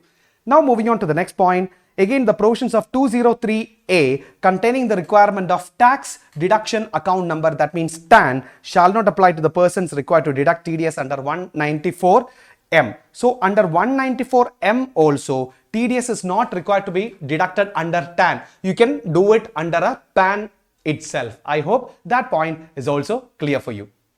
Alright friends, so moving on with the next TDS, that is 194N, that is TDS on cash withdrawals. So if you are withdrawing money from a bank account which is exceeding certain limits, then that bank will deduct TDS under 194N at what rate? At 2% rate. So friends, let's understand what exactly is this TDS on cash withdrawal. Now you tell me who is the deductor. The banking company or a cooperative bank or a post office shall be the deductors. Now, what is the rate of tax? The rate of tax is at 2%. And when TDS is required to be deducted? Again, at the time of payment of such sum. And who is the payee? Any person, whether a resident or non-resident. And there is one note in relation to that, that is deduction shall be made on cash withdrawals exceeding 1 crore. That is on excess amount you are supposed to deduct 2% as TDS. Simple example I'll tell you. Say I am an individual and I'm withdrawing money of around 1 crore 20 lakhs from my bank account in a year. I'm withdrawing around 1 crore 20 lakhs from my bank account. Then what will happen? That particular bank have to deduct TDS on 20 lakh rupees at what percentage rate? At 2% rate. And bank have to pay it to the credit of central government. So bank or cooperative bank or post office savings bank shall be the deductors under 194N, and TDS is required to be deducted at 2% over and above 1 crore. Now listen, next point is there are certain notes in relation to this. If you are a person, if a person who withdraw money has not filed return for all 3 preceding previous years and the due date of filing have already been expired, then TDS shall be deducted in a financial year at the following rates. That simply means, say for example friends, in the year say 22-23, alright, I am a person who haven't filed return for the year 21-22 as well as 20-21 as well as 19-20. So for all these 3 years I haven't filed any return, no return. And the due date for filing this return is also over. Now I am withdrawing money from either a bank or a cooperative bank or a post office savings bank. Then TDS shall be required to be deducted in the following rates. And what are the following rates? That is 2% on cash withdrawals in excess of 20 lakhs up to 1 crore. So when I am withdrawing money in excess of 20 lakhs, TDS is required to be deducted at 2%. And if my withdrawal is more than 1 crore, then on that excess, 5% shall be the rate of TDS. That simply means friends, in the same example which I've told you earlier, say I am withdrawing an amount of 1 crore 20 lakhs and I haven't filed my return for all the past preceding PYs. I haven't filed any return for the all past 3 preceding financial years. Then what will happen? Then the department is saying that over and above 2 crore, over and above 20 lakhs, the bank will start deducting the TDS. And over and above 20 crores up to, over and above 20 lakhs up to 1 crore, the TDS shall be at 2%. That means from 20 lakhs to 1 crore, on that 80 lakhs, bank will deduct 2% TDS. And whatever which is over and above 1 crore, then 5% shall be the rate of tax. So on the 1 crore, that means 1 crore 20 is the total withdrawal. Over and above 1 crore means 20 lakhs. On the 20 lakhs, 5% shall be the rate of tax. So friends, listen, for all 3 preceding financial years, if I haven't filed my return as well as the time frame for filing the return, that means the due date for filing belated return is also over. Now then only the bank will deduct TDS over and above 20 lakhs onwards at 2% and over and above 1 crore at 5%. I hope my point is clear. Bank means bank includes cooperative bank as well as post office bank or post office. Now, note number 2, if the payment is made to the following persons, then TDS under 194N is not applicable. That means if the following persons are withdrawing money from a bank or a cooperative bank or post office, then TDS is not required to be deducted under 194N. That means if the payee, the person who withdraws money, is government, no TDS. Is any bank or a cooperative bank of another post office, say you are withdrawing money, a post office is withdrawing money from bank, or a cooperative bank is withdrawing money from bank, or one bank is withdrawing money from another cooperative bank. So in that case, if the person who withdraws the money is bank, cooperative society or post office, TDS is not required to be deducted under 194N.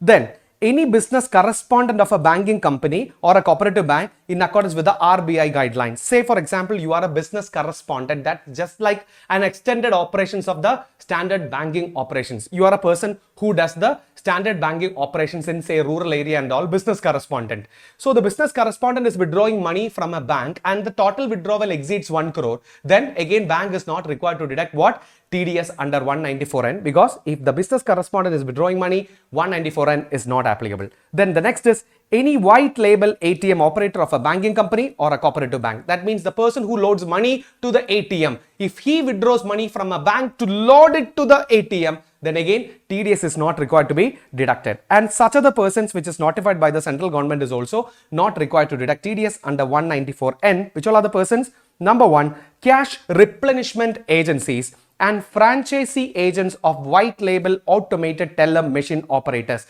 That simply means a particular bank is outsourcing their ATM money loading to another professional team, and that professional team is called as cash replenishment agencies or franchisee agent of a white label automated teller machine. That means you are a separate entity, an outside entity who is loading money to the ATM, CRA. Those CRAs, when withdraw money, again TDS is not required to be deducted under 194N. Moving on, commission agent or a trader operating under Agricultural Produce Marketing Committee, APMCs, it's called as monthlies, and registered under any law relating to agricultural produce market of the concerned state. Say for example, you are APMCs, that is Agricultural Producers Marketing Committee, and you are withdrawing money from a bank or a cooperative bank or a post office, then again TDS under 194N is not applicable. Then friends, listen, an authorized dealer of a full-fledged money changer and its franchisee agents in respect of cash withdrawals for the purchase of foreign currency from a foreign tourist or a non-resident visiting India or from resident Indian on their return to India in cash as per the directions or guidelines issued by RBI. Say for example, you are a full-fledged money exchanger and you are exchanging dollar and you are paying money. For that purpose, you are withdrawing money. Again, 194N is not required to be deducted. And disbursement of inward remittances to the recipient beneficiaries in India in cash under money transfer scheme of RBI. So listen friends, if you are an authorized dealer, that means a full-fledged money exchanger, or its franchisee agents in respect of cash withdrawals for the purchase of foreign currency or disbursement of inward remittances. Again, 194N TDS is not required to be deducted because those persons' main trading happens in money. So they require actually a lot of money. So when they withdraw money, 194N is not applicable. I hope this much is clear. That is 194N. So friends, moving on to the next TDS, that is payment by an e-commerce operator to an e-commerce participant under 194O. So friends, listen, what is this e-commerce operator and e-commerce participant? Just like say for example, Amazon is an example for e-commerce operator. And the seller in Amazon is a classic example for e-commerce participant. Alright, and there will be a buyer. Like people like you and me will be the buyer. We will make use of this Amazon platform to buy products of this seller. Yes or no? We will make use of this Amazon platform to buy products of this particular seller. And say for example, I'm a buyer who is buying goods worth 10 lakh. And I'm buying goods worth 10 lakh from Amazon, and the seller is transferring the goods to me. The seller will transfer the goods to me. Amazon will collect the money and Amazon will transfer say 9 lakh to the seller.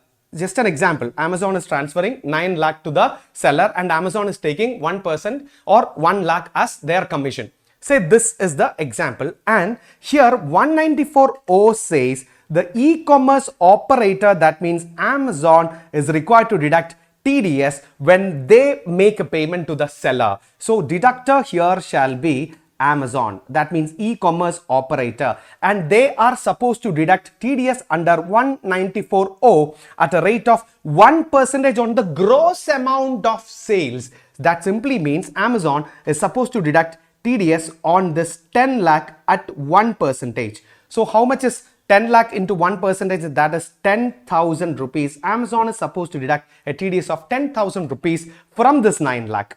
So on the gross amount of sale, Amazon is supposed to deduct the TDS under 194.0. So let's officially go into 194.0. Now you tell me who is the deductor here. It is the e-com operator. That means Amazon, Meesho, Flipkart, eBay, etc. shall be the deductors here. Now tell me what is the rate of TDS.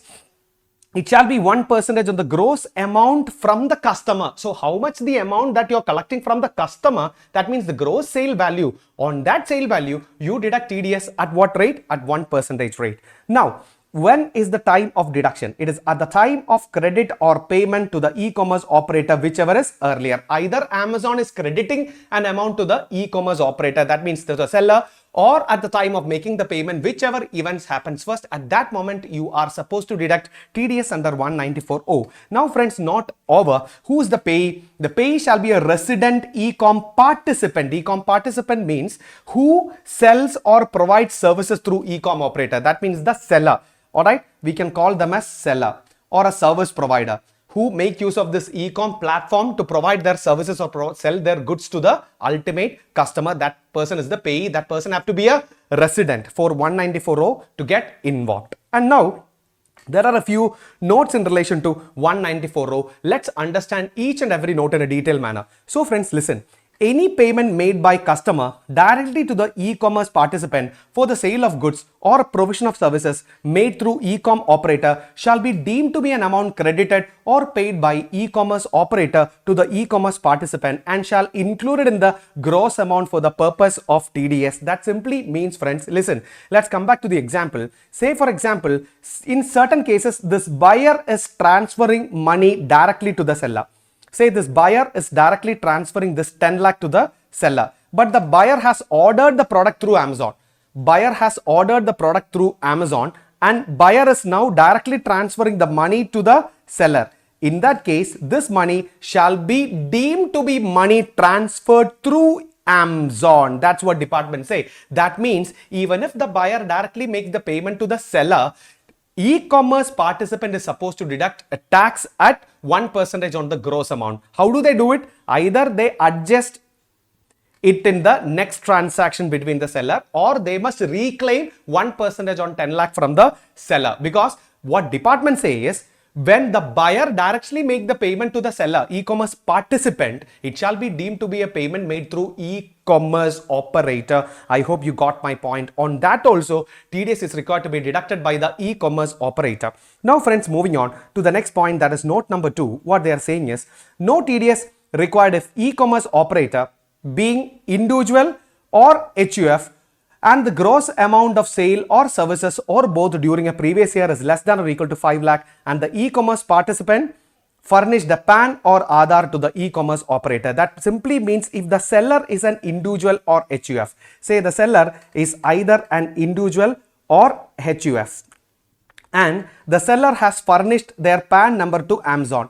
They have furnished their PAN number to the Amazon, and there is one more thing, aggregate payment in a year. If the aggregate payment in a year between them does not exceed 5 lakh rupees, that means aggregate payment credited or paid by the e-commerce operator to the seller is less than or equal to 5 lakh. Then TDS is not required to be deducted by the Amazon. So it depends upon the seller. If the seller is an individual or HUF and the aggregate payment made by Amazon to the seller is less than or equal to 5 lakh, plus the seller has furnished his PAN number to the Amazon. If all three conditions are satisfied, TDS under 194.0 is not applicable. But if that amount exceeds 5 lakh, then TDS is required to be deducted on the gross sale amount. I hope you got my point. Note number 3, what they are saying is, if TDS deductible under 194.0 or not deductible due to note number 2, that means the above note, that is the amount less than 5 lakh, then TDS cannot be deducted under any other section. So that simply means 194.0 have an overriding power compared to the other section. So if either TDS is deductible under 194.0 or TDS is not deductible, but the payments are covered under 194.0, but the TDS is not deductible due to that 5 lakh threshold, in both the cases, you don't have to consider any other TDS provision in Income Tax Act. I hope you got my point. And moving on to note number 4, the above exemption from TDS under note number 3 would not apply to any amount received or receivable by an e-commerce operator for hosting advertisement or providing any other services which are not in connection with the sale of goods or services. Say for example, the Amazon is providing some advertisement for the seller. So those kinds of transactions are not covered under 194.0. So the above exemption from TDS under note 3, this note would not apply to any amount received or receivable by an e-commerce operator for hosting advertisement or providing any other services which are not in connection with the sale of goods or services. If they are providing some other services which have no direct connection with the sale of goods or services, then that is not covered under 194.0. That means that will be covered under the respective TDS sections as per the Income Tax Act. Now moving on to note number 5, that is TDS under 194.0 shall not be applicable in relation to transactions in securities and commodities which are traded through recognized stock exchange or cleared and settled by recognized clearing corporations, and transaction in electricity, renewable energy certificates and energy saving certificate traded through power exchanges. That simply means, say you are, for example, you are trading in some equity shares through a demat broker. So the demat broker is also providing an electronic platform for you to trade. So in that case, 194.0 is not applicable. So 194.0 is not applicable in case where transactions in securities or commodities which are traded through recognized stock exchanges, or it is not applicable for clearing and settling corporations. That means they have to clear the payment in relation to securities and commodities. On those transactions also, 194.0 is not applicable. And note number 6, what they are saying is, payment gateways are not required to deduct 194.0 if TDS has been deducted by e-com operator under 194.0 on the same transaction. Friends, what do you mean by that? Say for example, we will draw another example. Say for example, Amazon. Say Amazon is collecting the money from the customer. Amazon is collecting the money from the customer by making use of, say, Razorpay. Alright, Razorpay. By making use of Razorpay. So this Razorpay, what they are doing is, they are collecting money from the customers and they are a payment integrator and they will transfer this money to the Amazon. Alright, so this Razorpay is also an e-commerce operator which collects the payment from the customer and give it to the Amazon. And Amazon will intimate it to the seller. And the seller will transfer his products to the customer. Say this is the way that they transact in an e-commerce world. So this Razorpay, who is a payment integrator, is also providing their services by collecting the money and accepting a commission. On this Razorpay again did not deduct 194.0 TDS when they are dealing with Amazon. In that case, this Razorpay is an e-commerce operator and Amazon is the e-commerce participant, because Razorpay is what? Is collecting money on behalf of Amazon for a commission and transferring the rest of the money to the Amazon. So on this, 194.0 is not required to be deducted. On this, that means when the customer makes the payment through Razorpay and it is received by Amazon, and the Amazon is supposed to make that payment to the seller, on this leg 194.0 is definitely applicable. That's what they say. So let's go back to that particular note again, friends. Listen. The payment gateways are not required to deduct TDS under 194.0 if TDS has been deducted by the e-commerce operator under 194.0 on the same transaction. So it is the responsibility of the Amazon to deduct the TDS, not by the Razorpay. Razorpay don't have to deduct any TDS. They are also an e-commerce operator here providing services in connection with collection of payment. So they are not supposed to deduct TDS under 194.0. Moving on to note number 7. In years subsequent to the first year, if the insurance agent or insurance aggregator like Policy Bazaar has no involvement in transactions between the insurance company and the buyer of insurance policy, he would not be liable to deduct TDS under 194.0 for those subsequent years. However, the insurance company shall be required to deduct tax on commission payment if they make it to the insurance agent or insurance aggregator for those subsequent years under relevant provisions of the Act. That simply means there are people like Policy Bazaar. Say for example, General Insurance Corporation, or we will say Star Health Insurance. We will take the example of Star Health Insurance. Say Star Health Insurance, one of their insurance policies are sold by Policy Bazaar. One of their insurance policies are sold by Policy Bazaar. This Policy Bazaar is also an e-commerce operator who sells this policies to the customers. So customer will make the payment to the Policy Bazaar. Maybe there will be some kind of deal or offers going in Policy Bazaar. So the customer, instead of directly taking the insurance from the Star Health Insurance, is approaching Policy Bazaar. And this Policy Bazaar will collect the payment from the customer and they will transfer the payment to the Star Health in this series of transaction, and the Star Health will give the insurance to the customers. In this series of transaction, this Policy Bazaar is an e-commerce operator, and definitely 194.0 TDS is required to be deducted. But in subsequent years, say this is the first year of insurance, say they are taking a health insurance for say 50-60 years. The health insurance will be there till you pay the premium. There will be for multiple years. Say the first year this happened.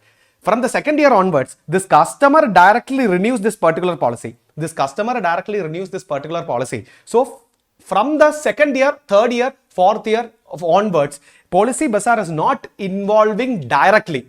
Alright, and hence 194.0 is not applicable. So in the second year, third year, fourth year, etc., the insurance aggregators are not supposed to collect TDS or deduct TDS under 194.0. But when the Star Insurance in the second year gives any commission to the Policy Bazaar, say second year premium when they are collecting, if Star Health Insurance is providing or giving any commission to the Policy Bazaar, then insurance commission, TDS for insurance commission is definitely required to be deducted under 194 DA. I hope you got my point. And moving on to note number 8, friends, what they are saying is TDS under 194.0 not applicable to e-auction services. If e-auctioner's responsibility is only for the price discovery, purchase or sale takes place directly between the buyer and seller outside the e-commerce portal, electronic portal, and payments are directly given by the buyer to the seller, and e-auctioneer does not have any information about the price, and the client deduct tax under relevant provisions under 190 other than 194.0. That simply means, say I am an e-auction portal. E-auction portal means I am a portal which helps to meet the sellers and buyers. It's an auctioning portal. Alright, in my portal there will be a lot of products. There will be a lot of buyers for a particular product. Say this is the product, this pen is the product. Okay, hope you can see this pen. This pen is the product, and there are a lot of buyers for this particular pen. And I will only show an initial price in my particular website, and all the buyers will come and make their bid. Alright, the product will be sold to the ultimate, the person who makes the highest bid. So the e-auctioneer is only providing a platform. I have no connection with the buyer or the seller, and I'm not involving in the prices as well. I'm only displaying an information related to this particular product. Then they are also not supposed to deduct TDS when the buyer is directly making the payment to the seller. So please listen. TDS under 194.0 is not applicable on e-commerce, e-auction services. That means me. If e-auctioneer is responsible only for the price discovery, I am only showing the initial price, plus purchase or sale takes place directly between the buyer and the seller outside electronic portal. I am only showing the price. Bidding and all happens between the buyer and seller directly. Plus, the payments are directly given by the buyer to the seller. The payments are also directly given by the buyer to the seller. I am not involving.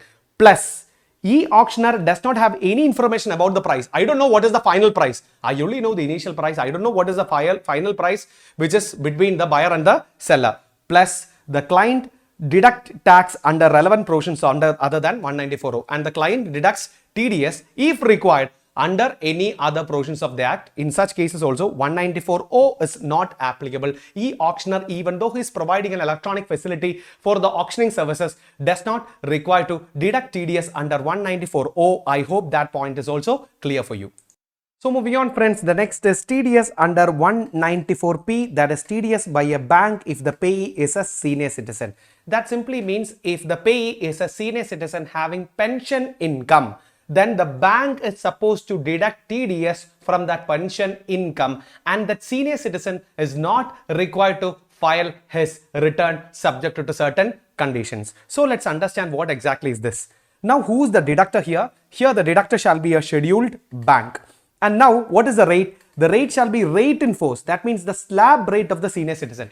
That means the entire tax liability of that particular senior citizen have to be deducted as TDS by the particular bank while paying the pension. Now, when TDS is required to be deducted while computing the total income, that means after the previous year. That simply means after the previous year.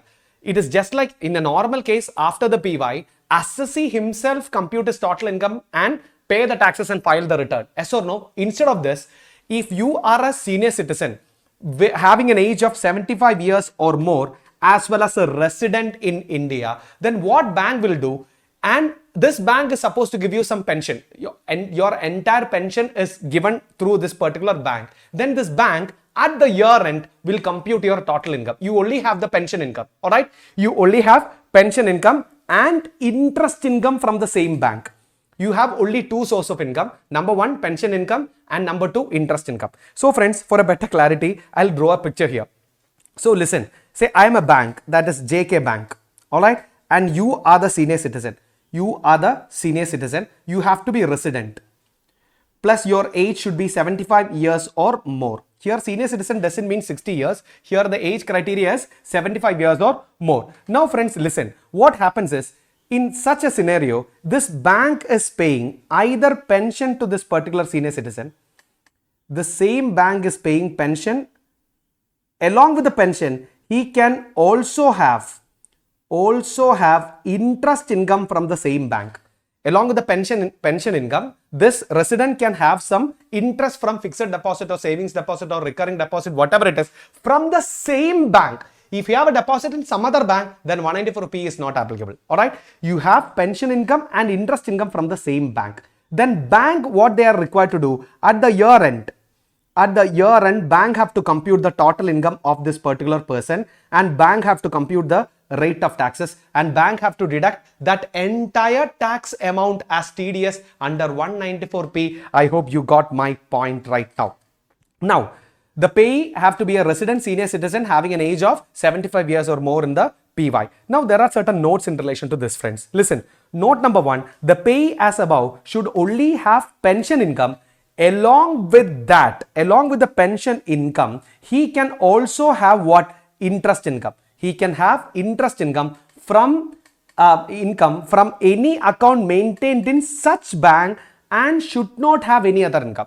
So he can have pension income plus interest income from the same bank. If the interest income is from different bank, then 194P is not applicable.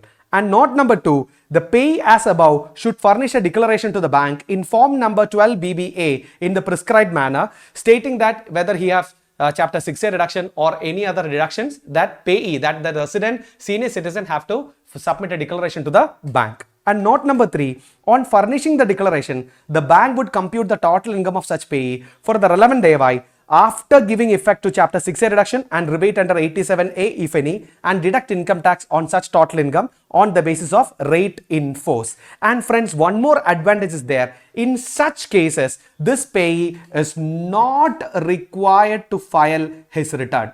So once the bank has correctly deducted the TDS under 194P, this particular payee is not required to deduct TDS. So friends, please listen, I'll repeat that point again. That simply means if TDS has been correctly deducted under 194P, then that resident senior citizen is not required to file his return. Why? Because everything have been correctly complied by the bank. Then that resident senior citizen is not required to file his return afterwards. Now let's move on to the next section, that is TDS on purchase of goods under 194Q. That simply means, friends, when you are a buyer who's purchasing goods which is valuing more than 50 lakhs in a year, while you making the payment, while at the time of making the payment, you are supposed to deduct TDS at what percentage? At 0.1% from an amount exceeding 50 lakhs to the seller. So let's understand what exactly is TDS under 194Q. So who is the deductor? Buyer. Whose turnover from business in the preceding financial year exceeds 10 crore. So whose total turnover from business in the preceding financial year exceeds 10 crore is the buyer. Now you tell me, what is the rate of tax?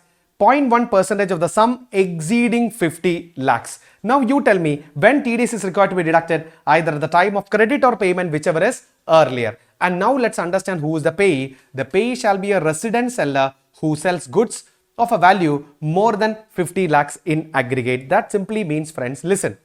Say for example, you are a buyer and you are buying goods from a particular seller, and you are buying goods from a particular seller in a financial year. If the aggregate value of goods purchased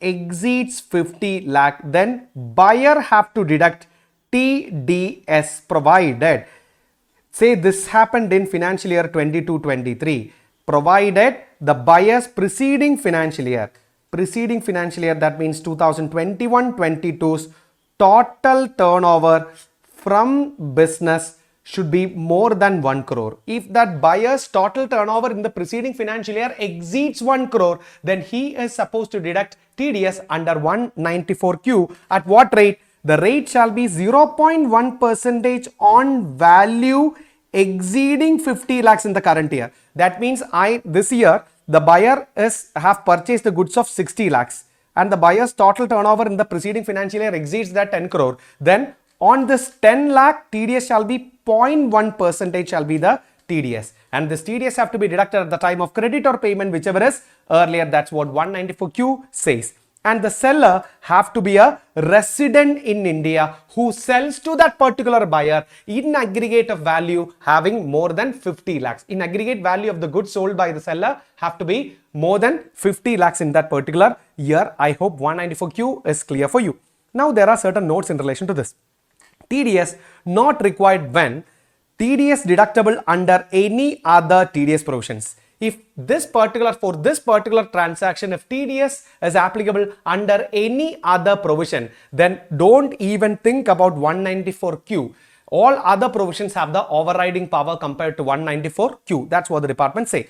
Or TCS is collectible under any other provisions of section 206C other than 206C 1H. Hope you remember 206C 1H. That is TCS collected by the seller when he sells goods valuing more than 50 lakhs and that seller's preceding financial year's business turnover exceeds 10 crore. Then TCS under 206C 1H will come into the picture. This will be covered in TCS. Now the point is, if TDS is deductible under any other provisions or TCS is collectible under any other provisions except 206C 1H, then 194Q is not applicable. That simply means in the same transaction, if 194Q and 206C 1H equally applies, then 194Q will prevail. It is not 206C 1H. In all other cases, all other TCS provisions will prevail. That's what the department say. You will get a clarity when we discuss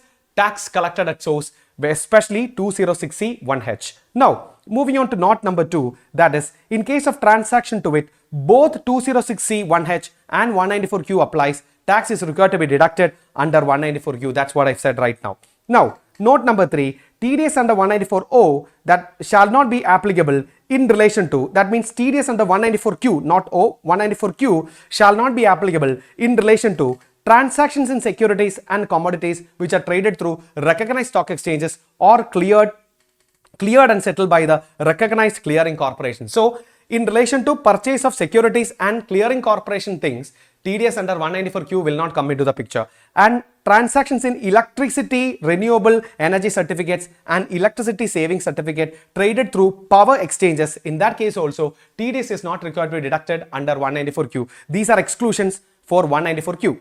Again, moving on to the next note, that is note number 4, TDS under 194Q shall be deductible on the amount without including the GST component if indicated separately in the invoice. So, in the particular GST component have been separately disclosed in the bill, then TDS on the GST component is not required to be deducted. That's what they say, without including the GST component if it is separately indicated in the bill.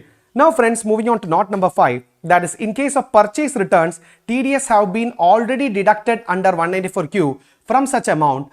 So the buyer is not required to return TDS amount to the seller. The same can be adjusted in future transactions between them. In case of replacement of goods, no adjustment is required. Say in case of purchase return, that particular buyer is not required to give back the TDS amount deducted. That have to be adjusted in the future transactions. That's what the department say. Once deducted and paid it to the central government, you cannot take it back and give it back to the seller in case of purchase returns. Now, note number 6, non-resident buyers who are not required to deduct TDS under 194Q. However, if NR buyer have a permanent establishment in India and such purchase is effectively connected with PE, then TDS under 194Q is required. So normally non-resident buyers are not required to deduct TDS under 194Q. But if that particular non-resident buyer have a permanent establishment in India and all the purchases are done through that particular permanent establishment in India, then that particular non-resident buyer have to deduct TDS under 194Q, otherwise not. Now moving on to note number 7. TDS not required to be deducted if seller's income is exempted from tax. If the seller's entire income is exempted from tax, then the seller is not required to pay any taxes in India, and hence TDS under 194Q is also not applicable for that particular seller. Note number 8, that is the provision of 194Q shall not apply in the year of incorporation of the buyer, since the turnover from business in the preceding financial year will never exceed 10 crore. So in the first year, this 194Q will not be applicable for the buyer. The buyer is not required to deduct TDS anyways in the first year, because in the first year, last year's turnover will be 0. In the first year of your business, your last year turnover will be 0, right? Because this is your first year only, and hence you are not supposed to deduct TDS under 194Q. And note number 9, while computing preceding financial year's turnover of buyer, only business turnover or gross receipts shall be considered. His turnover or receipts from non-business activity is not counted for this particular purpose. So while computing the 10 crore threshold in the preceding financial year, strictly only take the business turnover. Non-business activities are not included in that particular 10 crore threshold. I hope that point is also clear for you. So moving on to the next TDS provision, friends, that is 194R, that is benefit or perquisite in respect of business or profession. That is TDS to be deducted on benefit or perquisite in relation to business or profession. So friends, listen, who is the deductor here? Any person other than an individual or HUF providing such benefit or perquisite in relation to business or profession. Say for example, I have a business and you are one of my consultant, and I am giving you a benefit or a perquisite in relation to this business, and that benefit or perquisite is taxable in your hands under section 28. So what department says, under section 194R, when I am providing you that particular benefit, I am supposed to deduct the TDS. Say, or I'll give you another example. Say I am a manufacturer and you are my wholesaler. So I have given you an offer that this month, if you are able to sell my 1,000 goods, I'll get you a gold ring worth 20,000. So when I'm about to give you that gold ring, I am supposed to deduct that TDS, because that value of gold ring will be taxable in your hands under section 28, because for you it is a benefit or a perquisite received in relation to your business or profession. So who's the deductor? The person who provides this benefit or perquisite in relation to business or profession is the deductor here. Now, that person means any person other than individual and HUF, and you know when individual and HUF become deductor. Tell me when individual and HUF will become deductor. That means their preceding financial year's total turnover from business exceeds 1 crore, or preceding financial year gross receipts from profession exceeds 50 lakh. Individuals and HUF will also become deductors. Now you tell me, what is the rate of TDS?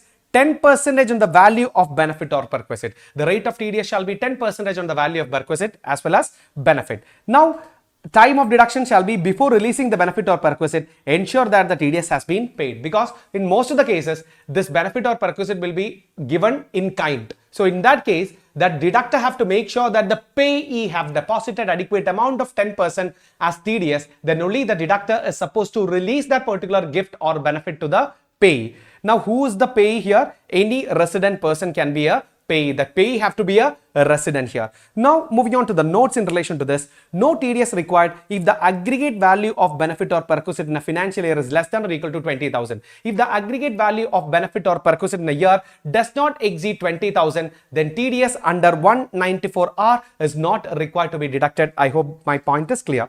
That means point number 2, deductor is not required to deduct to check whether the amount of benefit or perquisite providing would be taxable in the recipient. That the deductor is not required to check whether the amount of benefit or perquisite providing would be taxable in the hands of the recipient. Even though the benefit or perquisite is not taxable in your hands, deductor is supposed to deduct TDS under 194, or that's what the department say in note number 2. And moving on to note number 3, what they are saying is, listen, the principal portion of the loan waived by the bank under one-time settlement scheme would constitute income falling under section 28 taxable, and it is a taxable benefit or perquisite under PGBP. However, such waiver done by the following institutions are not subjected to 194R. Say for example, the principal portion waiver done by a bank.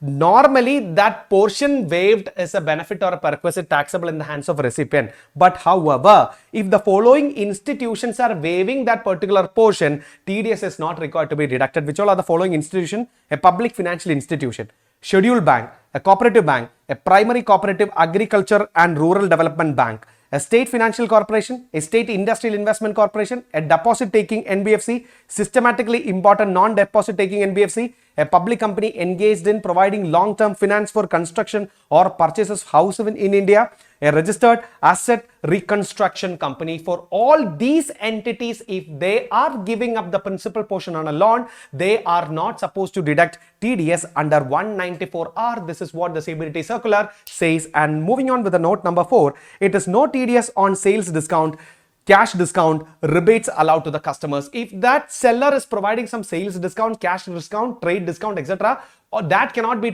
treated as a a benefit or a perquisite, and hence no TDS is required to be deducted under 194R. Note number 5, TDS under 194R is required to be deducted on free samples. If I'm giving you free samples in relation to my business or profession, then definitely TDS under 194R is required to be deducted. Then note number 6, benefit or perquisite have to be valued based on its FMV. The benefit or perquisite on the value 10% shall be the TDS. What is the value? It is the fair market value. Now friends, note number 7, the benefit or perquisite, provider has purchased the benefit or perquisite before providing it to the recipient, and the value shall be the purchase value. If I have purchased something and given it to you, if I have purchased the gold ring and I've given it to you as a benefit, then the purchase price shall be the value of that particular benefit or perquisite. If I'm giving something of my own to you, which is not purchase, I'm giving you a facility or I'm giving you an arrangement for free, that is a benefit for my own, then you take the fair market value. If I have purchased that particular benefit and given it to you, I purchased the gold ring and given it to you, then I take the purchase price of that gold ring as the benefit in your hands, and 10% have to be valued on that particular purchase price. Now, note number 8, the benefit or perquisite provider manufactures such item given as benefit or perquisite, and the value shall be open, that is the market price. That is the benefit or perquisite provider manufactures such item, then the value have to be the open market price of that goods manufactured. Then note number 8, GST would not be included for the purpose of valuation of benefit or perquisite. You can exclude the component of GST while valuing this particular benefit or perquisite. Now note number 10, if social media influencer is given a product and the same is retained, then it would be in nature of benefit or perquisite, and TDS is required to be deducted under 194R. Say I am a social media influencer, one of the manufacturers has given me a product to what? To do a review or something. Say like this, a mobile phone has been given to me, I have to review this mobile phone. So if I am retaining this particular mobile phone with me, then it is a benefit in my hands, and I have to, and that particular manufacturer of this mobile phone or this mobile phone company have to deduct TDS. If I am giving back this product to the manufacturer, that means the mobile phone company, then that mobile phone company is not required to deduct TDS because it is not a benefit in my hands. I hope you got my point. Note number 11, reimbursement out-of-pocket expenses incurred by service provider in course of rendering service is a benefit or perquisite, and TDS under 194R is required. However, if invoice is not in the name of service provider, that is the name of service recipient, and the amount or reimbursed by the service recipient, then TDS under 194R is not required. So friends, listen, reimbursement of out-of-pocket expenses incurred by the service provider in the course of rendering a service is a benefit or a perquisite, and 194R TDS is required to be deducted. Say for example, I am a service provider and I have provided some service to you, Alright, I have incurred some out-of-pocket expenses and I've given that bill to you and you're reimbursing it. That reimbursed amount is definitely TDS under 194R is required to be deducted from that particular reimbursed amount. Now, however, if the invoice is not in the name of me, that is in the name of you, I have taken an invoice in your name and I'm giving that invoice to you and you yourself are making the payment to that particular person. Alright, then TDS under 194R is not required to be deducted. If I am getting an invoice in my name and I'm reimbursing from you only, TDS under 194R is required, otherwise not. Now, note number 12. If out-of-pocket expenses is a part of the consideration in the bill for professional fee, then that is charged to the company, then TDS is required to be deducted under 194J on the entire consideration, including out-of-pocket expenses, not under 194R. Say for example, instead of this, say I am a service provider and I am giving you a total bill, calling it as a professional fee, then on that entire fee, 194J will be applicable. That entire sum need not be bifurcated and TDS under 194R is not required to be deducted on the out-of-pocket expenses. Say for example, 1 lakh rupees is my bill, but what I am charging is 1,10,000. My bill final amount is 1,10,000. That 10,000 is for what? My out-of-pocket expenses. But I am not showing it separately in the bill. I am only giving you a bill of rupees 1,10,000. Then for you, service recipient, that 1,10,000 is the total professional bill, and on that TDS is required to be deducted under 194J. That is for professional fee, and rate shall be 10% under 194J.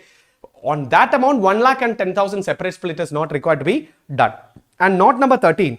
CBDT clarified that in case of supplier who is a pure agent, reimbursement would not be treated as a benefit or a perquisite under 194R, provided the payment made by the pure agent on behalf of recipient of supply has been separately indicated in the invoice issued by him, and the supplies procured by the pure agent from the third party as a pure agent of the recipient of supply are in addition to the services he supplied on his own account. Say for example, if I am acting as a pure agent, I am collecting bill in your name for you and I am giving that bill to you and I am collecting payment from you and giving it to that particular person.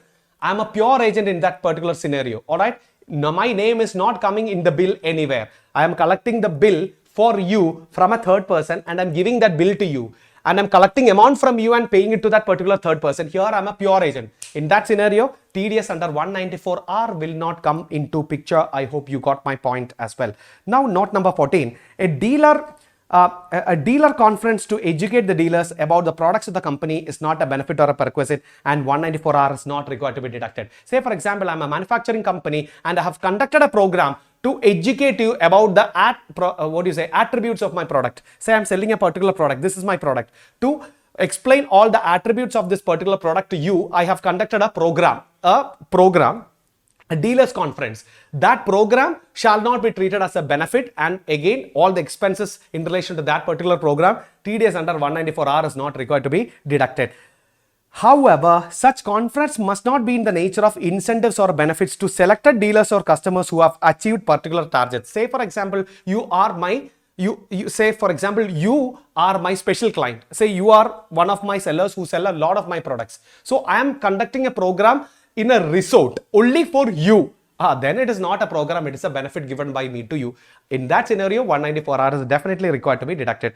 And note number 15, it says, if the benefit or perquisite is provided in a group activity in a manner that is difficult to match such benefit or perquisite to each participant using reasonable manner, then the benefit or perquisite provider may at his option not to claim that expense while computing his total income. Then TDS under 194R is not required to be deducted and he will not be treated as an assessee in default under 201. What do you mean by that? Say for example, I have selected 100 persons and have conducted a program in a resort. It's just like a benefit given to 100%. But what exactly is the portion of benefit given to each person if I cannot bifurcate?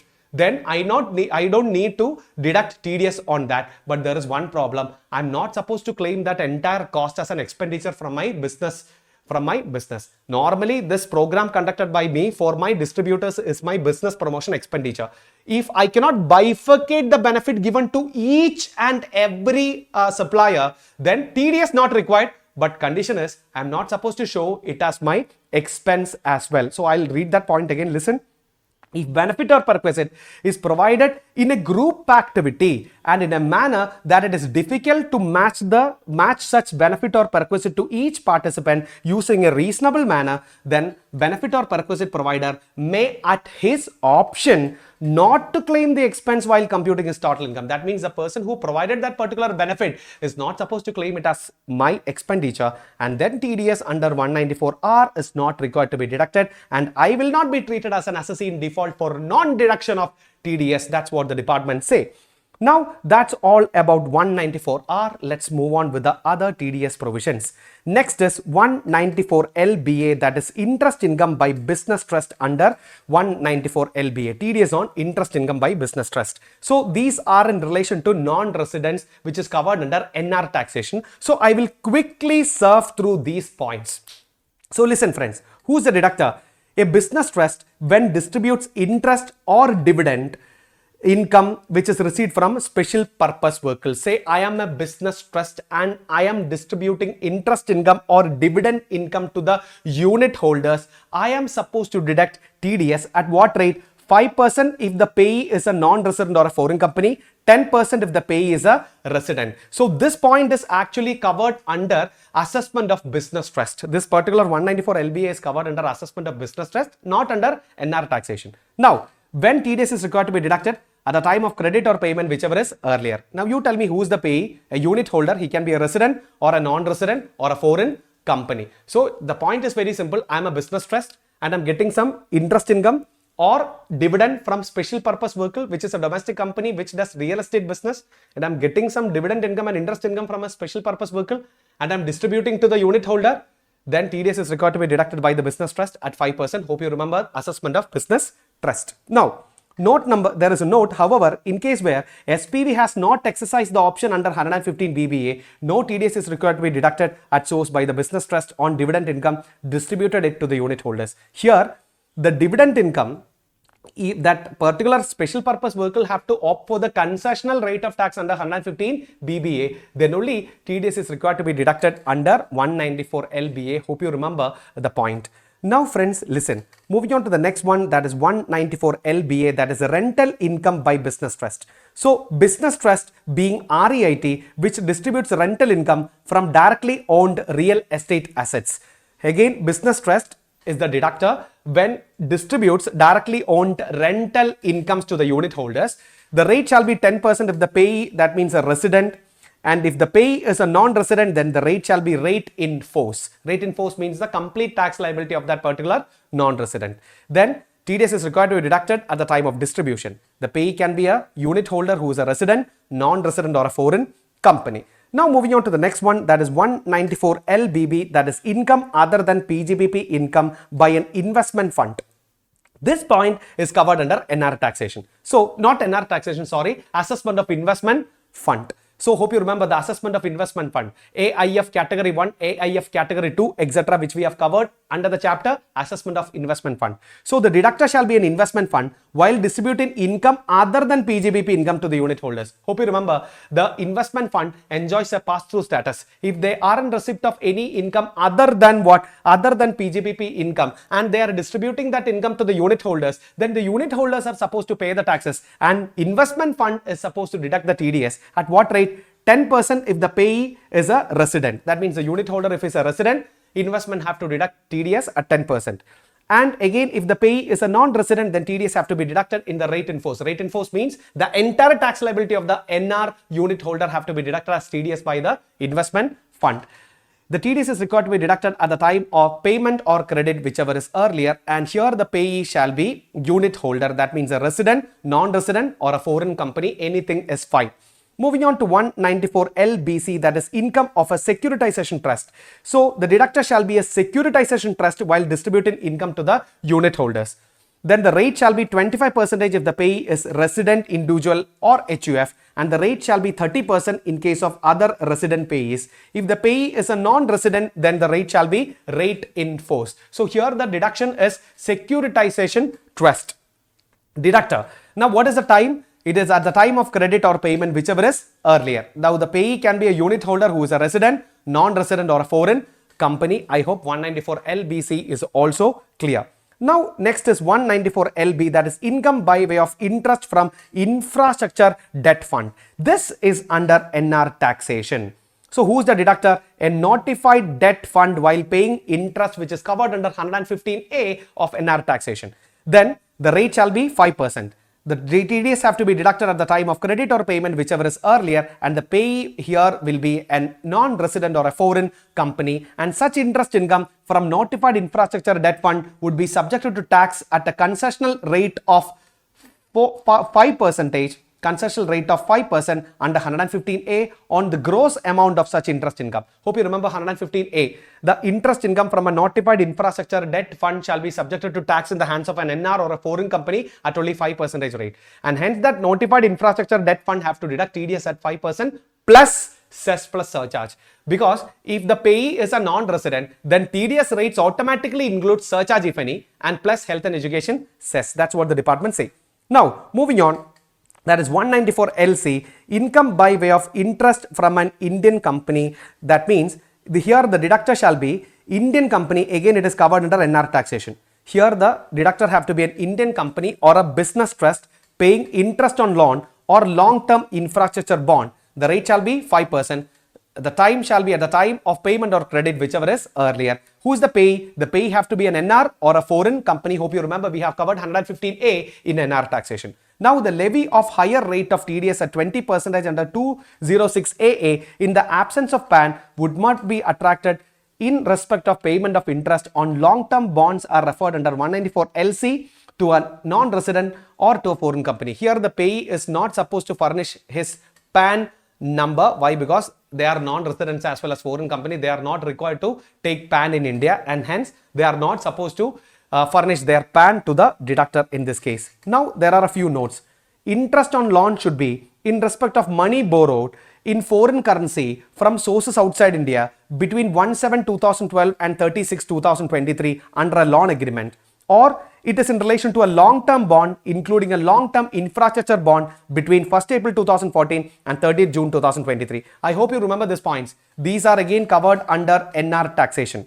Now next is, if you are getting an interest on account of a long-term bond or a rupee denominated bond which is issued between 1st April 2020 and 30th January 2023, and you purchased it from a recognized stock exchange in IFSC, then the rate under 115A shall be 4%, and hence TDS under 194LC also will become 4%. Hope you remember this point.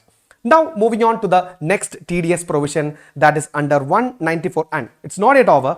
TDS shall be deducted at 5% or 4% plus surcharge plus health and education cess. Hope you remember that point. Now the levy of higher rate of TDS 20% under 206AA in the absence of PAN is not applicable here. That I have already told you. Now friends, listen. Next is TDS on interest payable to a foreign institutional investor or a qualified foreign investor, which is under section 194LD. Again, it is covered under NR taxation. Now friends, listen.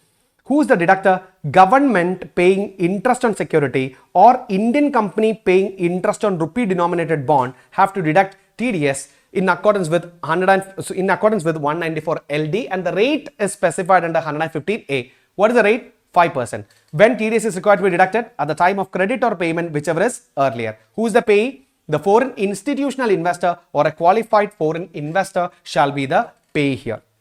Now, such interest payable during the period between 1st June 2023 and 30th June 2013 and 30th June 2023 in respect of investment made by an FII or QFI in rupee denominated bond of an Indian company or government security. The rate of TDS shall be further increased by what? Cess at 4%. Now moving on to the next one, that is income from UTI or a mutual fund, which is covered under 196A. Who is the deductor? The mutual fund or UTI. What is the rate? 20%. At the time of credit or payment, whichever is earlier, the payee have to be a non-resident or a foreign company. That means if a non-resident or a foreign company is receiving any income from a UTI or a mutual fund, then particular UTI or mutual fund have to deduct TDS at what rate? At 20% rate. Again, this is also covered under NR taxation. Hope you remember that point as well. Now, 196B, income from UTI or mutual fund or long-term capital gain in respect of transfer under 196B. Any person who is a deductor, any person while paying income referred under 115AB, income from UTI or mutual fund or its long-term capital gain. What is the rate? 10%. The TDS shall be deducted at the time of credit or payment, whichever is earlier, and the payee have to be an OFO. Hope you remember, this is covered under 115AB, that is NR taxation. What is that? You are an overseas financial organization and you are getting income from UTI or mutual fund, or you are getting long-term capital gain on transfer of the same. Then that is subjected to tax at 10% under 115AB, and hence this particular person while making this payment is supposed to deduct TDS also at 10% plus surcharge if any plus cess. Now next is 196C, that is interest or dividend income from bond or GDR or long-term capital gain, which is covered under 115AC.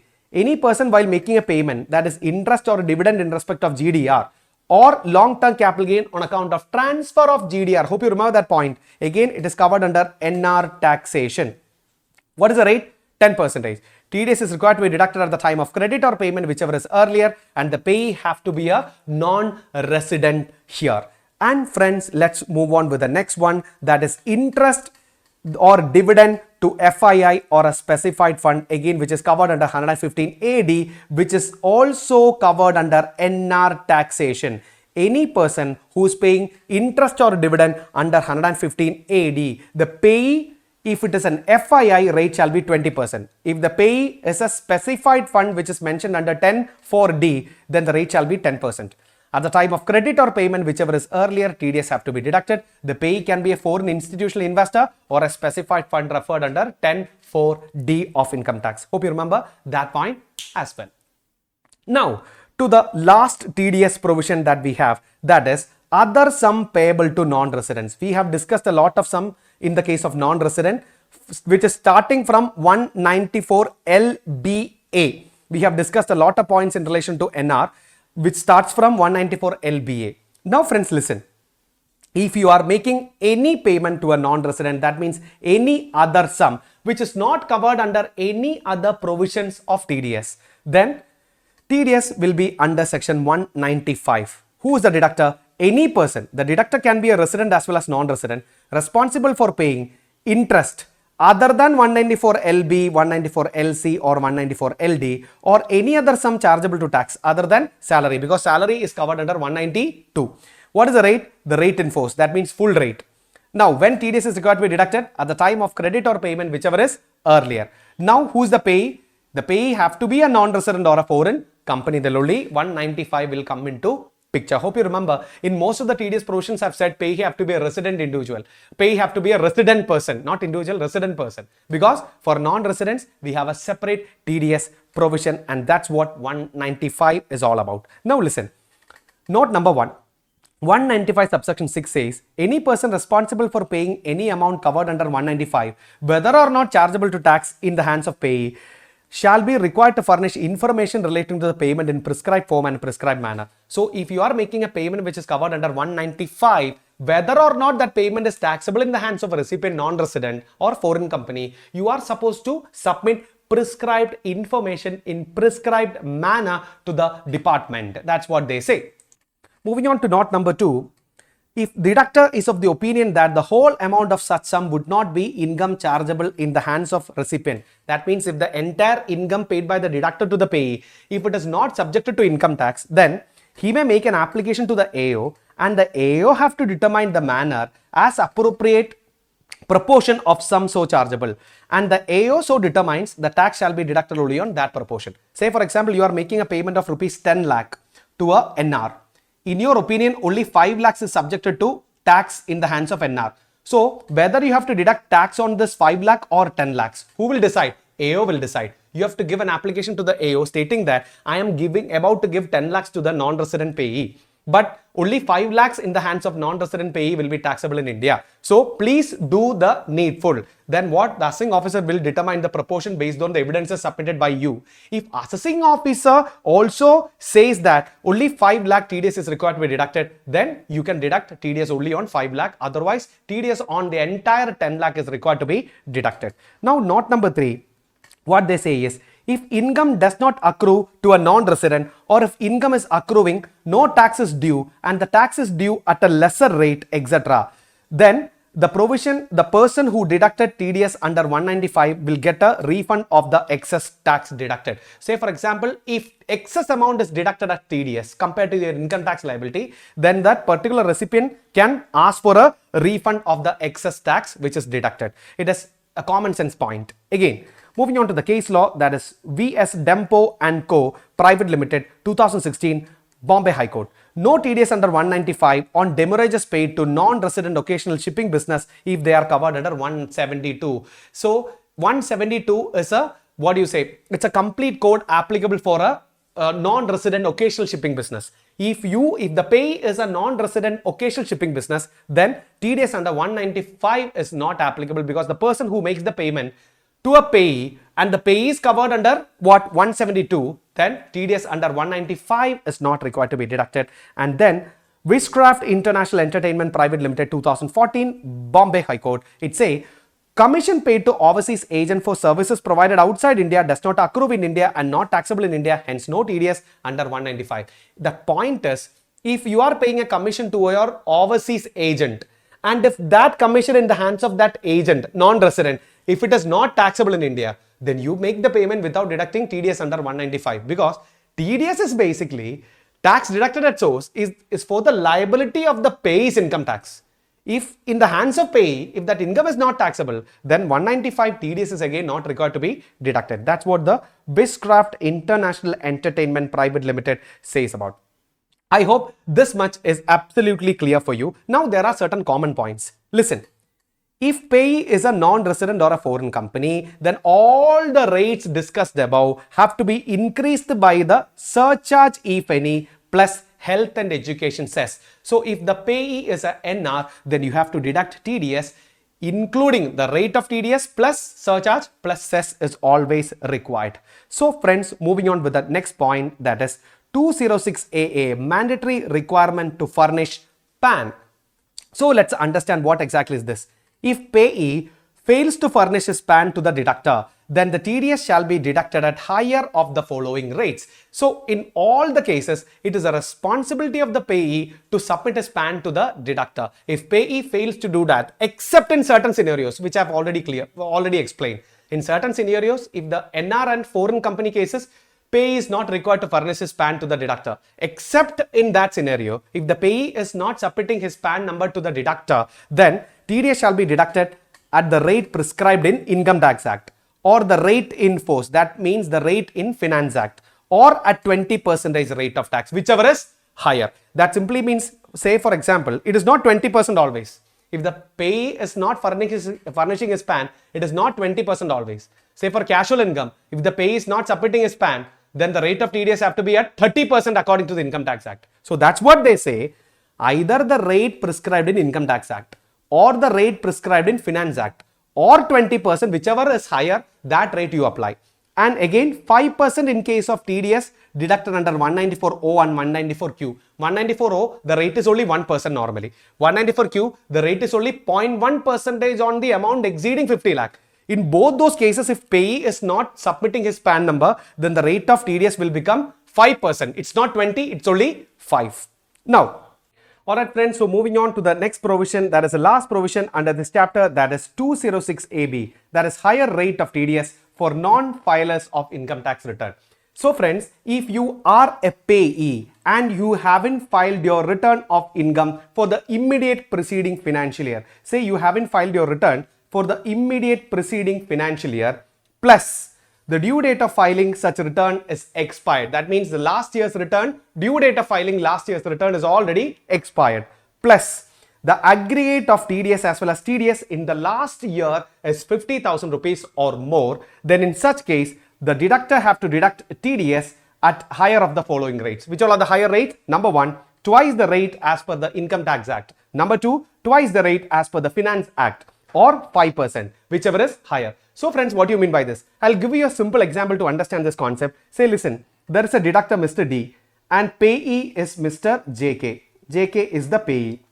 So deductor normally have to deduct the TDS according to the rate mentioned under Income Tax Act. But the point is, if the payee say in the financial year 2022-23, before deducting TDS, what the deductor have to check is whether the payee have filed his return of income for the financial year 2021-22. If payee haven't filed his return for the financial year 21-22 plus the due date of filing return for the year 21-22 is also expired, plus one more thing, in the last year, that means in 21-22, he has a total TCS plus TDS credit of rupees 50,000 or more. So he had TDS as well as TCS credit of rupees 50,000 or more, but still he haven't filed his return for the past year. In such case, income tax department say the deductor have to deduct the TDS either twice the rate specified in the IT Act or twice the rate specified in the Finance Act or 5%, whichever is higher. So this is for the non-filers of return. TDS rate shall be under section 206AB. I hope you got my point. Now listen, there are a few notes in relation to this. This section does not apply to TDS referred under 192, that is salary, 192A, that is premature withdrawal from recognized provident fund, then 194B, that is winnings from lotteries, crossword puzzles, etc. 194BB, that is winnings on horse races. 194AA, that is TDS on transfer of immovable properties. Then 194IB, that is TDS applicable for individuals under HUF who are not covered under 194I but paying a monthly rent of more than 50,000. Then 194LBC as well as 194M as well as 194N. 194M for individuals and HUF who are not covered under 194H or 194J or 194C, and 194N TDS for cash withdrawals. So in this case, in all these cases, that is 192, 192A, 194B till 194N, this particular 206AB provision is not applicable. Except these sections, for every other section, the deductor have to check whether the payee has filed his return for the immediately preceding financial year. If not, and the TDS plus TCS credit is more than 50,000 plus the plus the return filing due date has been already expired, then this year the rate of TDS have to be as per 206AB. I hope you got my point. Now friends, listen. The provisions of 206AA is also applicable for the payee covered under 206AB. So tax is required to be deducted at higher of the two rates provided in 206AA and 206AB. So friends, listen. If the payee haven't furnished the span,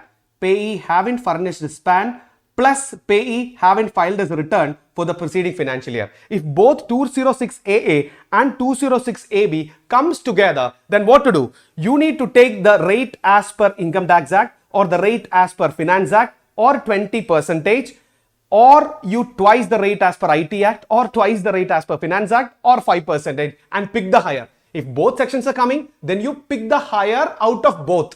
If both 206AA and 206AB is coming applicable for a payee, then you compare all the rates under 206AA and AB and pick the higher rate. That's what the department say. And one more thing friends, 206AB is not applicable for payee being a non-resident who does not have a permanent establishment in India. That means if you are a non-resident payee does not have any permanent establishment in India, then 206AB is not applicable for you. I hope you got my point. So now I can say all the provisions in TDS have been completed. I hope you guys are with me. And thank you for watching this video. Stay tuned and bye-bye.